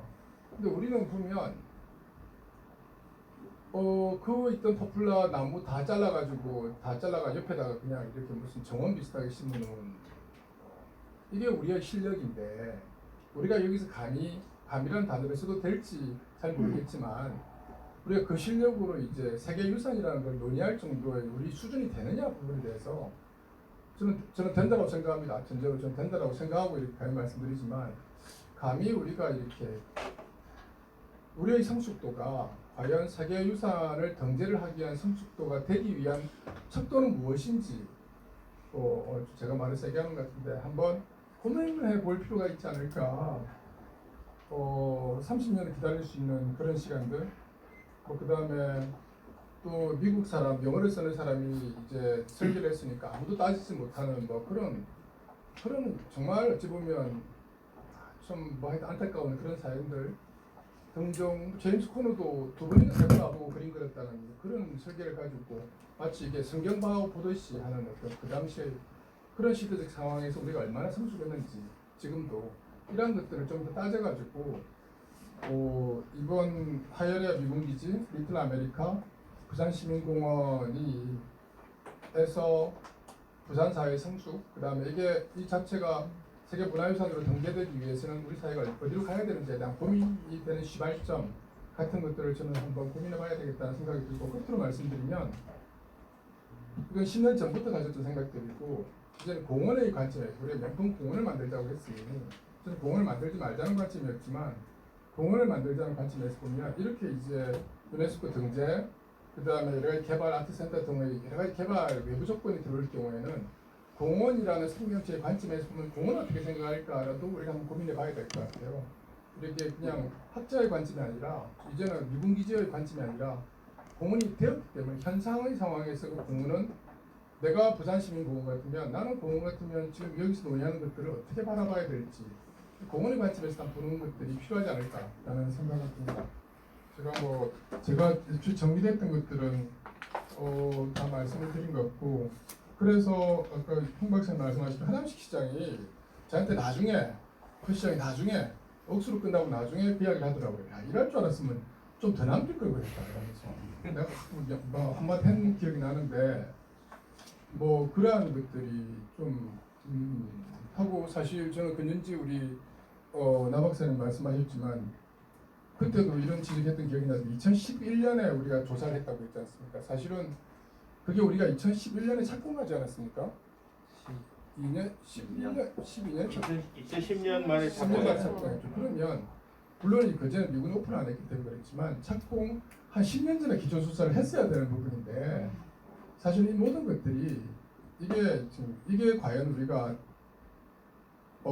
세계유산 등재를 하려고 하는 이 부산의 실력이기 때문에 한 번쯤 그 타임라인 등등에 대해서 한번 우리가 뭘 잘하고 뭘 잘못했는지에 대해서 고민하는 그런 계기가 됐으면 좋겠다라는 말씀을 드리고 싶습니다. 이상입니다. 예. 유산으로 만들기 위해 지난 10년 우리는 무엇을 했는가, 이게 가장 저는 좀 뼈아프게 오는 얘기 같습니다. 예. 그리고 남길 것과 보존해야 될 것에 대한 그 기억의 훼손이랄까, 그 순간은 기억의 훼손인데 거기에 따른 우리의 수준에 대한 말씀, 성숙도의 척도. 그래서 아마 지금 저희들이 세계유산 등재를 위해서 여러 가지 이제 사업 작업들을 해오고 있지만 이미 그 한 7년 정도 진행이 되어 왔습니다. 그럼에도 불구하고 아직 여기에 대한 좀 지역 사회의 어떤 교감, 서로 공감, 공유가 좀 안 되고 있지 않나 그런 생각을 좀 하면서 그 부분에 대한 것들은 또 내년에 좀 더 많은 분들과 대화할 수 있는 그런 시간과 또 그런 논의의 어떤 장을 많이 만들어야 되지 않을까 하는 그런 생각들이 있습니다. 여기 결국은 시민 한 분 한 분이 살아왔던 자기 기억일 수도 있는데 그것이 어떻게 보존되고 어떻게 기억돼야 될 것인가에 대한 좀 합의점들도 같이 있어야 되지 않겠나. 그래서 뭐 건축적 자산으로서 유산이라고 해서 그것이 가지는 명성을 넘어설 수 있는 건 결국 시민들의 어떤 좀 공유된 자기 인식이고 자기 정체성의 어떤 결과가 아닌가 싶어서 좋은 말씀을 해주신 것 같습니다. 다음 우리 또 역사와 관련되어 있는 건축 자산에 대한 또 보존, 우리 건설 동독문화재로서도 갈 수 있는 방향들을 조사도 해주셨던 우리 송영 박사님 의견을 듣겠습니다. 네, 반갑습니다. 저는 부산대학교에서 건축 역사 분야를 연구하고 있습니다.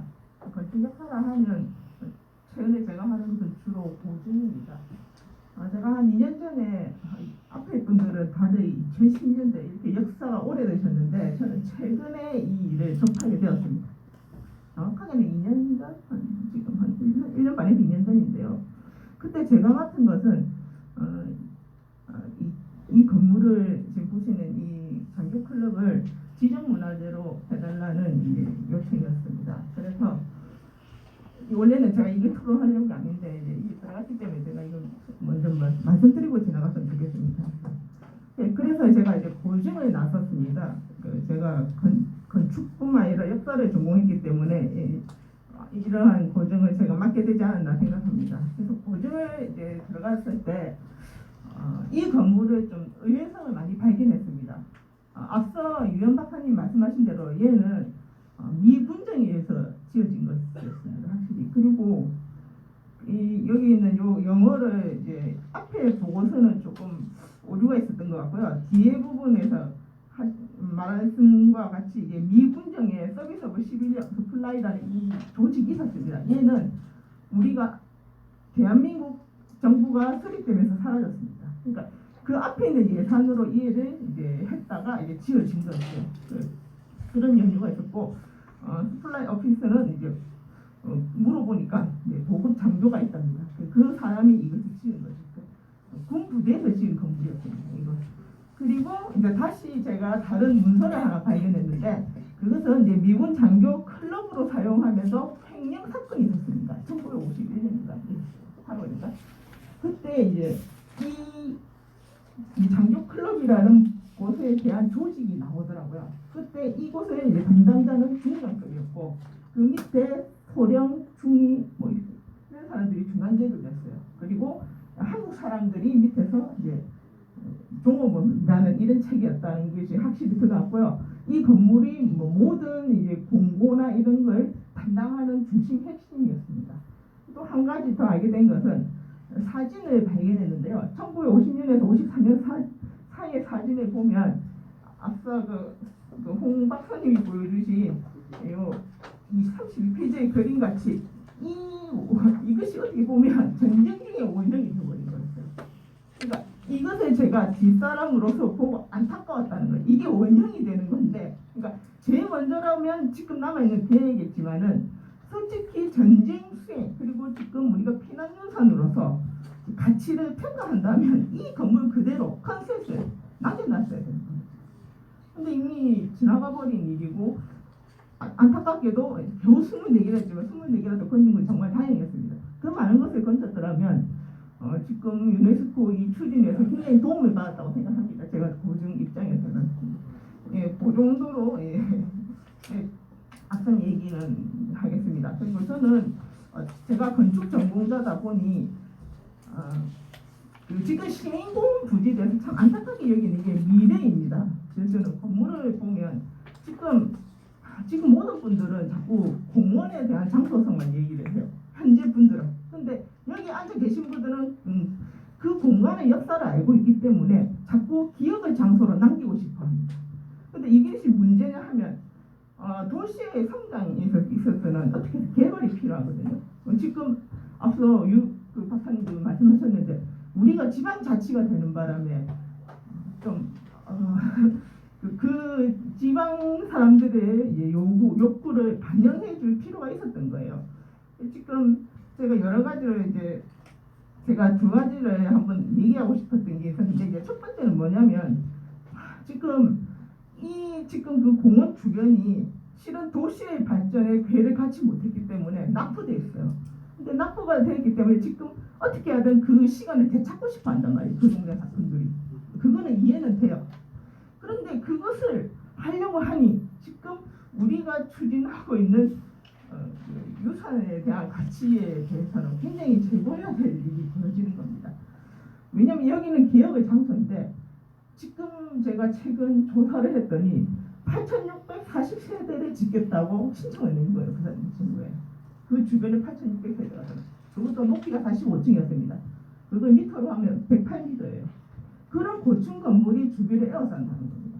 그러면 기껏 기업을 공원으로 만들어 놨더니 알고 보면 108층에 이제 빌딩의 숲으로 둘러싸이게 되는 겁니다. 이걸 어떻게 할 것인가? 특히 이제 기업의 장소인데 피난수도 유산으로서 이제 장소적 가치를 확대시켜야 될 이 마당에 그런 건물들이 서는 거는 저는 이건 참 고민할 필요가 있다고 생각했고요. 두 번째는 이제 건축적 자산이라고 했는데 앞서 제가 그 내용을 보니 정말 안타까워요. 왜냐하면 조금이라도 더 남겨졌더라면 더 기억의 장소가 됐을 거예요. 그리고 다시 더 조금 더 연구를 했더라면 저도 늦게 들어간 게 후회됐어요. 이걸 일찍 알았더라면 더 지식으로서 했을 건데 이 뒤에 나타나서 제가 이걸 하려고 하니 아무런 힘이 없었습니다. 그걸 좀 안타깝게 생각했고요. 지금 또 하나 제가 또 조사를 했더니 아니 이게 부산국제아트센터가 이미 설계가 끝났더라고요. 그 서울 모 회사에서 자랑스럽게 조감도도 내놨더라고요. 규모랑 이 규모는 이제 지상 3층 지하 1층이고요. 2천석 규모가 들어갑니다. 제가 2천석이 큰가 작은가를 조사를 했더니 세계적인 수준이에요. 이 정도 크기가. 그 베를린이 있는데 유명한 데는 다 2천석이랍니다. 그렇다면 전 세계적으로 알려질 만한 규모의 아트센터가 다시 그 기업의 공간으로 들어간다는 거죠. 그러면 이 공간의 규모랑 현재 우리가 지금 추진하고 있는 이 신축 공간이 어떻게 조화가 될 것인지. 물론 지금 개발과 보존이라는 굉장히 두 마리의 토끼를 우리가 지금 잡아야 합니다. 지금 그렇지만은 이 지금 당면한 문제가 지금 두 가지가 딱 들어왔는데 이걸 어떻게 할 것인가. 저는 이 토론에 앞서서 좀 고민을 하고 왔거든요. 굉장히 이건 실어놨습니다. 제가 이거 한번 토론했으면 좋겠다는 뜻에서 했는데 저는 이제 그 정도로 이제 하겠습니다. 이상입니다. 예. 지적문화재하고 동문문화재 조사하시면서 이제 같이 참여를 하셨는데 미래라고 표현하시지만 현재일 수도 있습니다.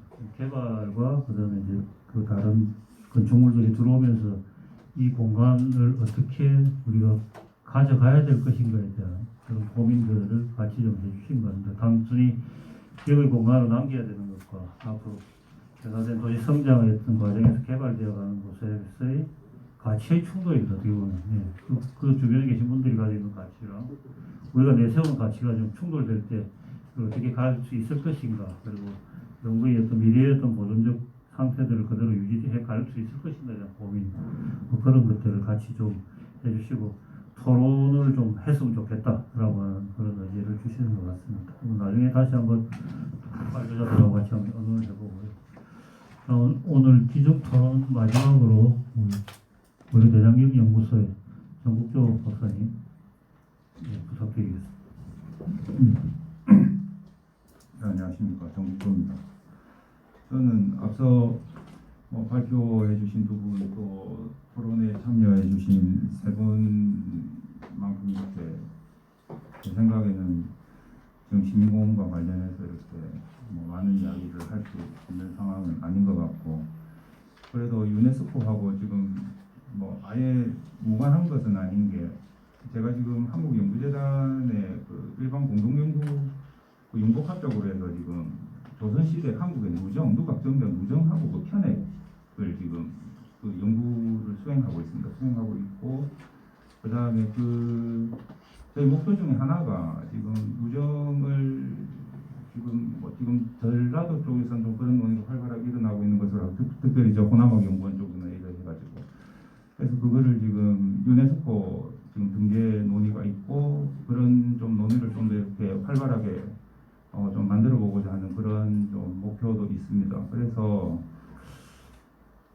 제가 이제 두 분 앞서 발제문을 보고 제가 이제 생각했던 건 이거는 제가 부산연구원 측에 조금 이렇게 바람 이제 드리는 말씀일 수도 있는데, 제가 이래저래 조금 알아보니까 한 작년부터 해가지고 지금 여러 차례 이런 포럼이 진행이 된 것 같더라고요. 그래서 등재 동향부터 시작해가지고 아카이빙이나 기록물, 그다음 미 대사관 이야기도 있고 또 유엔 묘지 이야기도 있고 여러 가지 이야기가 있었던 것 같은데, 그래서 제가 생각할 때는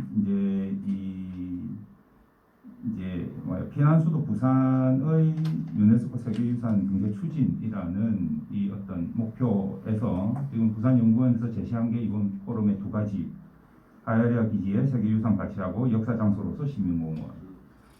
요 제시된 것 사이에 좀 발제가 조금 더 구체적으로 뭔가 논의를 좀 더 풍성하게 할 수 있는 어떤 그런 방식의 맥락화가 좀 이루어졌으면 좀 더 낫지 않았겠나. 물론 이미 이 발제 두 발제도 이미 훌륭하지만 좀 더 이제 이 진행되고 있는 논의를 좀 더 풍성하게 하려면 좀 그런 조금은 개별 발제가 좀 더 구체적으로 맥락화됐으면 어땠을까 하는 생각이 있습니다. 뭐 예컨대 뭐 말씀을 해주신 것도 있지만 유네스코 세계유산이라는 맥락도 있을 수 있고 선행연구의 맥락도 있을 수 있고 또는 성공 사례의 맥락도 있을 수 있고 또 성공 사례도 뭐 국내 성공 사례도 있을 수 있고 해외 성공 사례도 있을 수 있고 그다음 어떤 부산의 특이성과 관련한 그런 어떤 맥락화가 가능하겠지. 그래서 예컨대 뭐 다 아시겠지만 유네스코 세계유산 같은 경우에는 탁월한 보편적 가치라는 게 일단 있습니다. 근데 이 탁월한 보편적 가치라는 게 실제로 이게 모순된 걸로 저는 이해를 하거든요.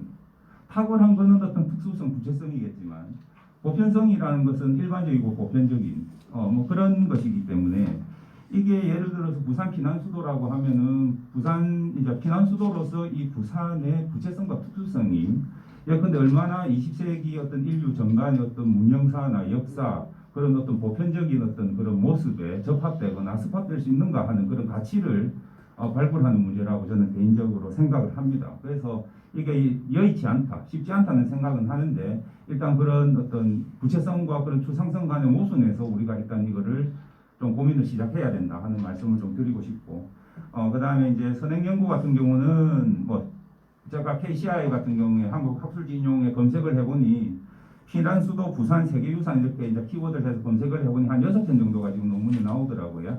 그 중에 좀 이렇게 좀 그냥 좀 총론격으로 이렇게 들여다볼 만한 논문을 하나 제가 일단 뭐 소개를 해놨습니다. 그 다음에 뭐 성공 사례 같은 경우는 부산에는 이제 조선통신사도 있고요. 뭐 지금 통신사 같은 경우 지금 뭐 저보다도 훨씬 더 이제 전문가이신 이쪽에 예를 들어서 뭐 좀 부산문화재단 이제 박승환 팀장님 같은 분은 아주 이제 전문가로서 이제 활발히 활동하고 계신 것으로 알고 있고 그 다음에 또 전쟁과 기업 또 도시 이런 측면에서 보면 폴란드의 크라쿠프가 있고 특별히 이제 프랑스 엘르아브르 같은 경우에는 2차 세계대전의 어떤 그런 역경을 딛고 세계문화유산으로 등재가 된 그런 도시로 알고 있습니다. 그래서 그런 성공 사례도 있고 그 다음에 뭐 한국 같은 경우에는 뭐 조금 결이 다르긴 합니다만 뭐 산지성원도 유네스코 문화유산으로 등재가 됐고 또 서원도 지금 등재가 됐고 그래서 그런 여러 가지 것을 조금 더 참조를 해서 좀 이야기를 좀 풍성하게 했으면 어떨까 하는 생각이 있습니다. 그 다음에 부산 같은 경우는 역시 피난수도기 때문에 일단 한국전쟁이지요. 그러니까 아까도 잠깐 말씀하셨지만은 이게 이제 냉전시대 일어났던 첫 번째 대리전쟁이라는 거. 한반도를 둘러싸고 일어난 대리전쟁이라는 거. 그 다음에 뭐 다 아시는 이야기겠지만 이 적산을 통한 어떤 재벌 태동의 장으로서 부산도 있습니다. 뭐 예컨대 지금 한화의 창업주인 이제 김종희 선생 같은 경우에는 40년대 초반에 그 이제 조선화약공판을 인수해가지고 한국 전쟁기였던 52년에 한국화약 주식회사를 설립을 해서 지금 한화의 비트를 또 다진 것으로도 잘 알려져 있지. 그런 이제 부산의 모습도 있습니다. 그래서 이제 제가 생각하는 거는 일단 제가 오늘 발제를 이제 질문을 던져놓고 오늘 발제를 들으면서 생각했던 건 일단 제 입장에서 처음 떠올랐던 건데 적산의 미화. 그러니까 이게 그 뭐 여기 계신 선생님께서 이제 웃으시는데 그러니까 제가 떠올렸던 건 그런 겁니다. 근데 이 적산의 미화라는 것이 단지 비판적으로 보거나 이런 것이 아니고 제가 생각할 때는 이제 이것으로 시작해서 전유 주체의 변경에 따라서 이 시민공원이란 공간의 특성 또는 규정 방식이 변화하는 이것이야말로 어떤 부산의 다양성이나 중증성을 보여주는 것이 아닌가. 적산의 미화라고 해서 무조건 잘못됐다는 것이 아니고 이제 그런 측면입니다. 그래서 아까도 말씀드렸듯이 그런 어떤 부산의 중증성과 이런 다양성, 이 부산 시민공원이라는 이 공간을 통해서 볼 수 있는 그런 중증성과 다양성이 20세기 인류사의 어떤 아까 말씀드렸던 보편성이라는 맥락에 얼마나 접합하거나 습합 가능한가 하는 이제 그런 문제가 있을 거라고 생각합니다. 그래서 제가 이제 끝으로 드리고 싶은 말씀은 제가 그 누적 연구를 진행하면서도 일종의 모토는 역사적 문화유산에서 사회적인 문화자산으로라는 일종의 모토 또는 슬로건을 갖고 지금 연구에 임하고 있는데 그렇게 보면은 지금 끝으로 이제 이거를 토대로 해서 드리고 싶은 말씀은 지금 진행하고 있는 이 피난수도 부산의 유네스코 문화유산 등재의 전략과 전술이 과연 얼마나 명확한가 하는 어떤 그런 생각이 있습니다. 물론 이게 명시적으로 드러나는 전략은 유네스코 문화유산 등재겠지요. 그런데 저는 이건 전술의 하나라고 봅니다. 왜냐하면 부산 도시재생 또는 부산이라는 도시의 어떤 뭐 재생이나 또는 뭐 경제 활성화의 측면이 오히려 더 궁극적인 뭐 어떤 목표라고 봐야 되겠지요. 그러면 이제 시민 이 공원에 이제 그 세계유산으로 등재하려는 이것을 하나의 어떤 전술이라고 볼 때 이 전술은 그러면 어떤 방향으로 나아가야 하느냐. 예컨대 아까 제가 적산의 미화라는 아주 좀 뭐 어떻게 보면 쓸데없는 말일 수도 있는 말을 썼지만 그럼 이거 다크 투어리즘으로 방향으로 가야 되느냐. 예컨대.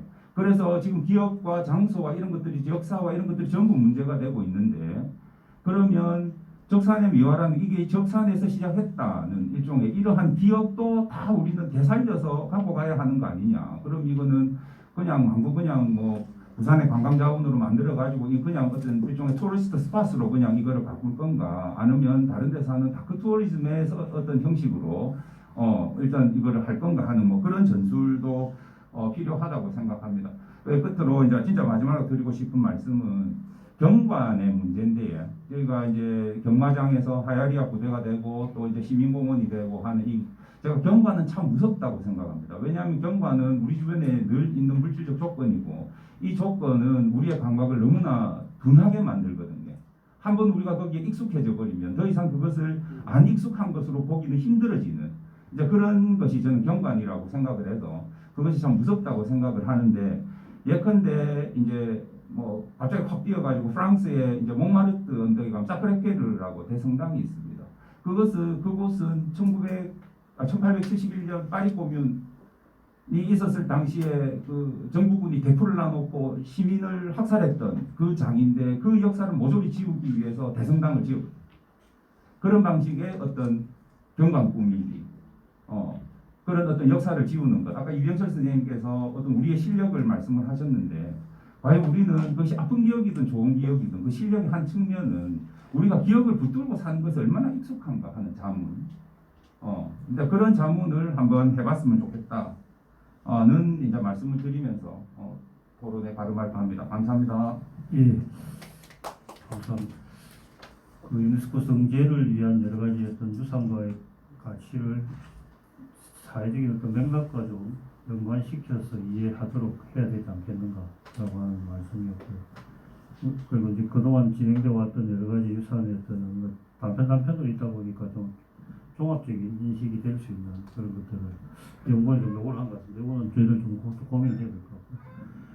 그다음에 뭐 적산의 미화, 전에 주최했던 변경, 전략과 전술이라고 그랬는데 실제 이게 좀 우스갯소리를 하면 저희들이 이게 유네스코 성제라고 하는 표현을 쓰게 됐던 이유 중에 하나가 사실은 이게 전술이고 이제 전략은 부산이 가지고 있는 역사적인 자원을 어떻게 보존할 것인가 그리고 그걸 지속 가능성 있게 만들고 그걸 어떻게 활용해 갈 것인가를 행정의 중심에 계신 분들에게 보여줄 수 있는 그리고 그분들이 나서서 보존해야 된다라고 얘기할 수 있는 게 과연 무엇일까 고민한 게 이런 등재 그것도 세계유산에 등재한다고 그래요.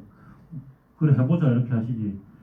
국내 어디 뭐 유산 등재한다 하지 말고 그냥 밀자 뭐 내지는 이렇게 분명히 갔을 거고 그렇게 해서 지금 7년을 끌고 왔고 재생의 가족 속에서 가지고 있는 그 역사인식과 보존과 활용이라는 것들이 첫 번째 저희 목적이었고요. 그게 전략이었다고 그러면 이거 하나의 전술로 저희들이 쓰고 있는데 이게 전술이 이제 전략과 같이 가야 되는 것들이 맞지 않나 그런 생각이 듭니다. 그래서 어두운 기억, 과거의 기억들 다 투입 활용하던 결국 유네스코 세계유산도 얘기하는 것은 지역 자체에서 보존 가능성에 대한 얘기를 많이 하고 자발적 지역 보존 가능성. 그다음에 두 번째는 어떻게 이걸 활용해서 갈 것인가라는 겁니다. 그래서 그 관광적 활용에 대한 부분도 굉장히 많이 강조를 하거든요.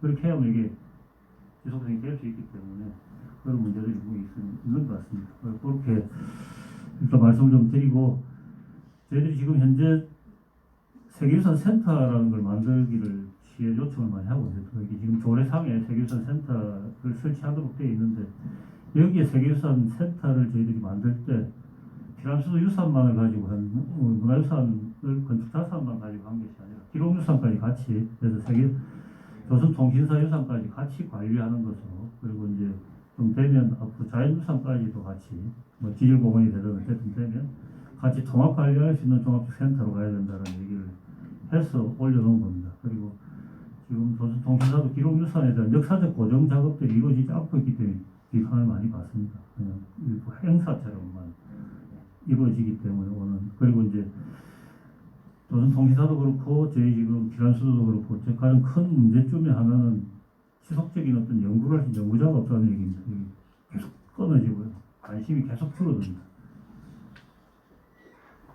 오늘 두 분 발표하고 2011년도의 기억을 갖고 지금 여태까지 하고 있습니다. 이분들 아니면 이 하이레아에 대한 연구나 이거는 이제 다음에 누군가 하실 분이 없어지는 상황이 발생을 합니다. 이조차도 오늘 이런 그 포럼을 통해서 조금 남겨놓으니까 또 뒤에 이걸 보고 또 연구하실 분이 나올지는 모르겠지만 그런 분도 없어질 것 같습니다. 홍준 박사님 특히 뭐 10년 전에 기억을 가지고 왔습니다. 그런데 지금 계속 하실 생각이 별로 없으신 것 같거든요. 홍박사 젊어서 괜찮아요. 그래서 그런 것들 그래서 등등 이게 가장 큰 게 연구자의 어떤 발굴도 상당히 중요한 거고요. 그것을 어떻게 이어갈 것인가. 그래서 지금 저희들이 이게 이제 전쟁유산이기도 하고 아까 적산 뭐 이렇게 얘기했는데 좀 넓히면 동아시아의 기억이 될 수 있습니다. 동아시아 일본의 어떤 영창 기지들이 만들어졌던 여러 기억들을 어떻게 살릴 수 있을 것인가에 대한 고민들 그렇게 해서 확장된 의미로 내년엔 좀 뭔가 고민을 좀 할 생각들도 있거든요. 이게 우리만의 기억이 아니라 동아시아의 공통의 어떤 기억들이 같이 담겨 있는 겁니다. 전쟁의 기억들이나 그래서 이게 유사한 형태의 어떤 유산들도 많이 남아 있고 같이 좀 협력적 사업들 하면 이게 이제 아까 얘기했던 OUB라고 표현되는 아웃스탠딩 유니버스 밸류라고 하는 유니버스라는 형태로 가기도 하고 부산만이 가지고 있는 독창성들을 가지고 있는 뛰어난 유산으로서의 어떤 가치를 또 보여줄 수 있지 않는가 하는 겁니다. 그래서 그런 것들을 계속 고민하면서 저희들 또 하겠다 말씀드리고 오늘 네 분의 토론을 제가 종합해서 그냥 두 분께 각각 한 질문씩만 좀 드리고 또 오신 분들 좀 얘기 듣도록 하겠습니다. 먼저 유현 박사님께서는 앞서 얘기했던 제가 하고 난 것에 이게 좀 스티브를 그 역사인식과 보존과 활용이라는 문제 속에 아까 말씀하셨던 우리 뭐 동주 선생님이나 같은 이병철 선생님 말씀하셨던 이것이 가지고 있는 어떻게 보면 가장 그래도 학예사로 하시면서 참여하셨고 이게 또 세계유산으로 등재되는 과정에서도 계속 옆에서 지켜보셨던 분이라 피란수 지금 하이리 기지 자체가 가지고 있는 것뿐만 아니라 세계유산의 어떤 가치로서 어떻게 역사적 기억들이 더욱 이렇게 발현되어서 갈 수 있을까라고 하는 문제 이런 것들을 좀 말씀을 좀 해주시면 어떨까 하는 생각이고요. 그리고 홍수영 박사님은 주변에서 일어나는 여러 가지 어떤 개발에 대한 요구와 기업과 보존의 어떤 관계들을 어떻게 좀 슬기롭고 조화롭게 만들어서 계속 보존의 가치들을 설득해 갈 수도 있고 개발의 가치가 상충되는 어떤 문제들 오히려 대생이나 이런 부분에도 많이 참여를 하셨기 때문에 이 역사가 가지고 있는 것들이 어떻게 이루어질 수 있을 것인가 그리고 아까 정주 선생님 마지막에 했던 경관의 문제 같은 걸 같이 좀 해서 한번 의견이 있으신 걸 좀 얘기해 주시면 어떨까 싶습니다. 어느 분이 먼저 위원 박사님 먼저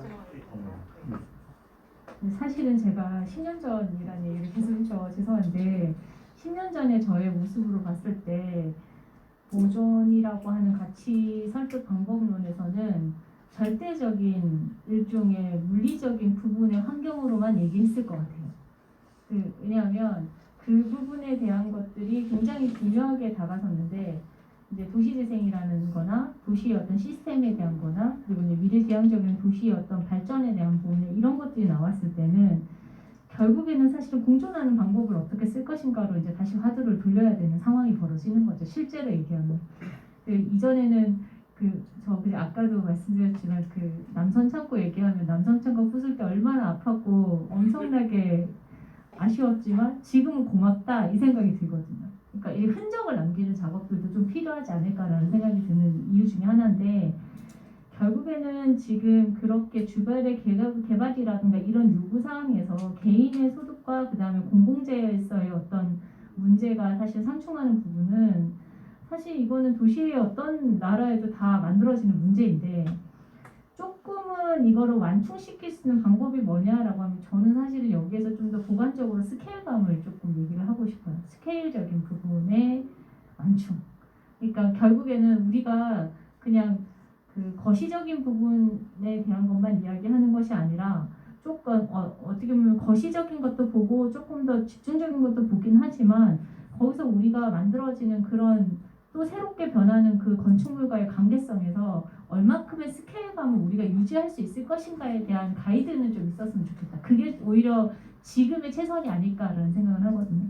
그 최선에 대한 부분만 조금 더 이야기와 논의 구조가 만들어지면 결국에는 주변의 시스템이 바뀌고 도시의 시스템이 바뀌어도 그거에 대한 노력함에 대한 부분의 그 요소들은 남겨질 수 있고 그 완충된 요소들도 남겨질 수 있으니까 그 부분에 대한 고민을 조금 더 지금부터 했으면 좋겠다라는 생각이 들어요. 예를 들면 아트센터 같은 경우에도 떡하니 그게 만들어지는 것이 아니라 그게 지금 있는 현재의 하이레아 무대에서의 땅에서의 가치에서 어떤 포지셔닝으로 우리가 스케일감을 보여줄 것인가에 대한 이야기를 같이 논의하는 구조가 만들어지면 그러면 오히려 이게 보존이라고 하는 부분을 오히려 이렇게 좀 가지고 갈 수 있는 동반자적으로 가져갈 수 있는 형태가 아닐까라는 생각이 듭니다. 제가 이런 얘기하면 이전에 한번 그게 있었어요. 그 스케일감과 볼륨감을 어떻게 맞춰줄 것이냐에 대한 건 저희한테 굉장히 숙제잖아요, 사실은. 근데 그 숙제임에도 불구하고 과거에 10년 전에 이 하이레아 무대에서 남기지 못한 거 사실은 그거 에피소드 하나 말씀드리면 저 도면을 그리고 보존된 걸 방점을 찍어서 가지고 갔어요. 시민공원 그 팀 내. 그분이 그 아까 얘기했던 그 공원 계획자의 디자인과 제 거를 이렇게 오버랩을 시키셔가지고 안 돼 이러셨거든요. 그때 저는 너무 충격을 받아왔어요. 그 부분이 왜 그러냐면 완충이라고 하는 부분이 없었었거든요. 그 당시만 하더라고요.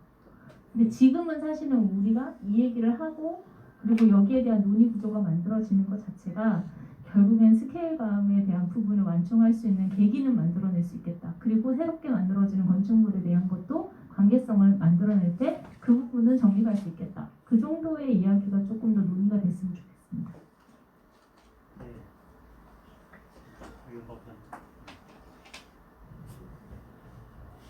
예, 그 이러한 캠프 하이아리아라는 어떤 역사적 기억을 그럼 어떻게 우리가 발현을 할 것인가? 당장에 일단 목적성을 둔다 그러면 유네스코 피난수도 문화재 등재를 위해서 이런 걸 어떻게 활용을 할 것인가? 활용할 방안을 제시할 것인가? 어떻게 할 수 있는 미래적 가치를 또 내세울 것인가를 보면 그 반면 교사를 하고 아까 우리 국장님 말씀하신 그 부분 우리는 이 하이리아를 시민공원으로 만들기 위해서 무엇을 어떻게 10년 동안 해왔었는가 그때 했었고 지금 그동안 해왔었는가를 한 번만 더 생각을 해보면 될 것 같아요.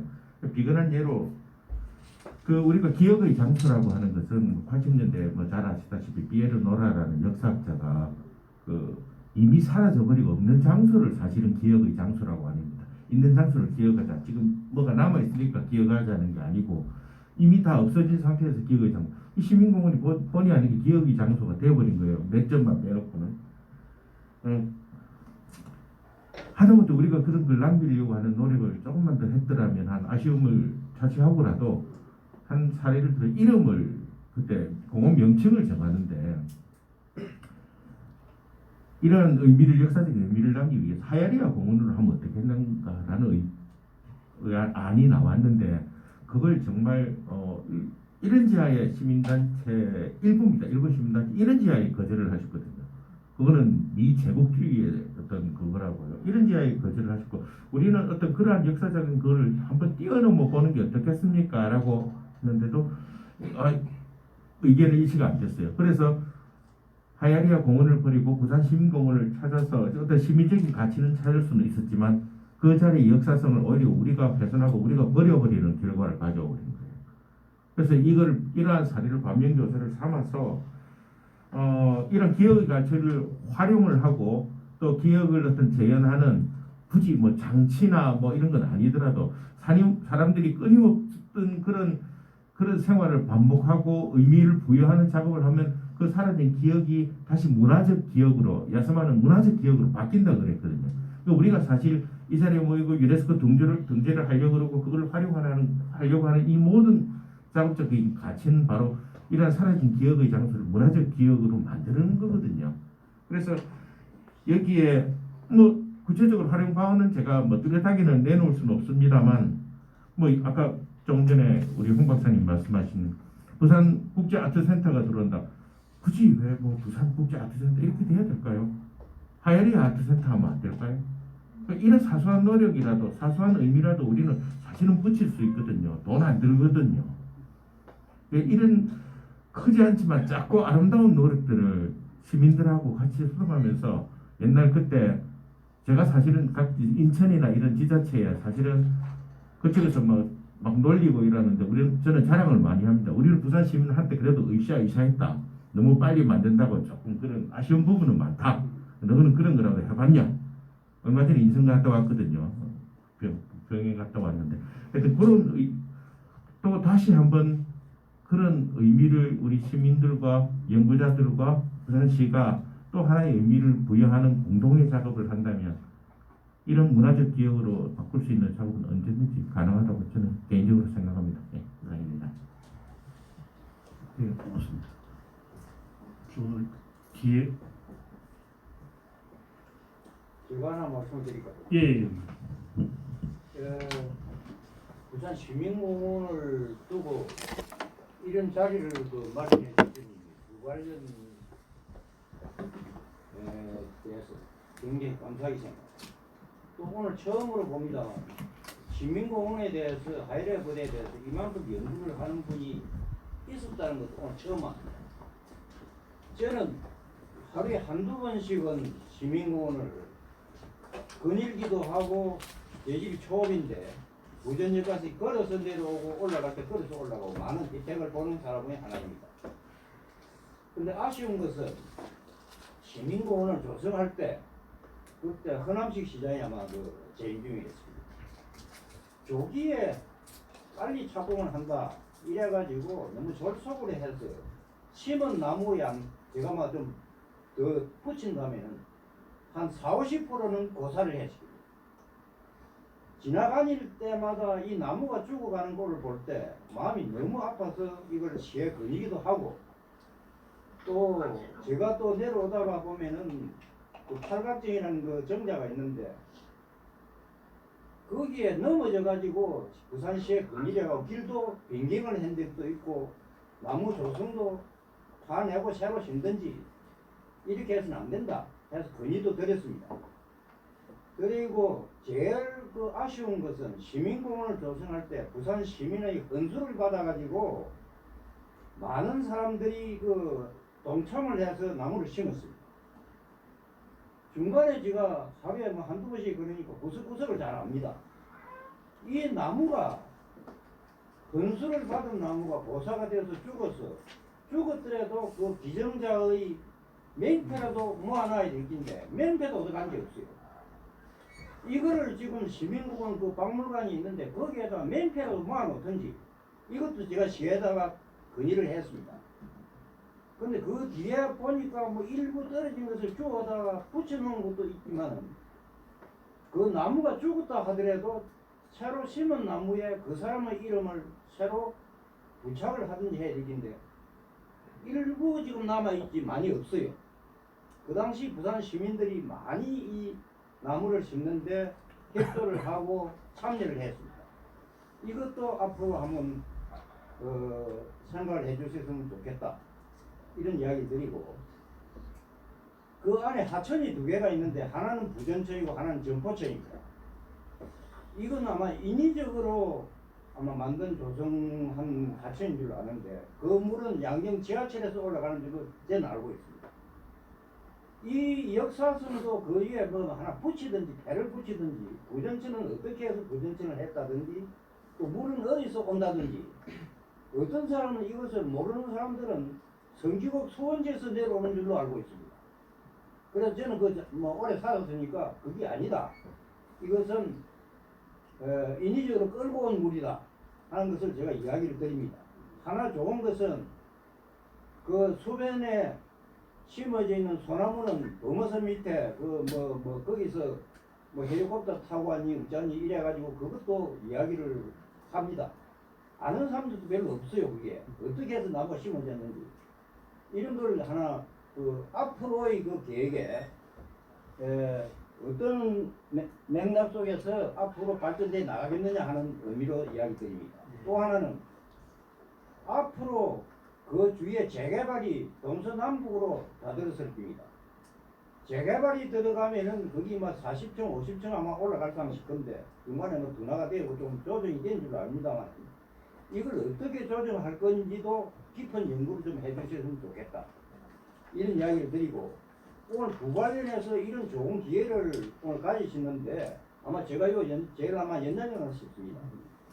이런 자리에는 시설관리공단에 이사장이 못 오더라도 직원이 오든지 부산시 건축가 어떠한 담당자가 참여를 해서 이 좋은 기회에 하면은 부산시의 발전에 도움이 안 되겠느냐. 앞으로 그런 자리를 좀 마련해 주면 좋겠다. 이렇게 이야기 드립니다. 이상입니다. 예, 고맙습니다. 제가 앞으로 보존관리 계획이나 이런 걸 할 때 이런 부분들을 좀 더 염두에 두고 고려해서 하도록 그렇게 하겠습니다. 혹시 오늘 토론자분들께서 혹시 더 하실 말씀?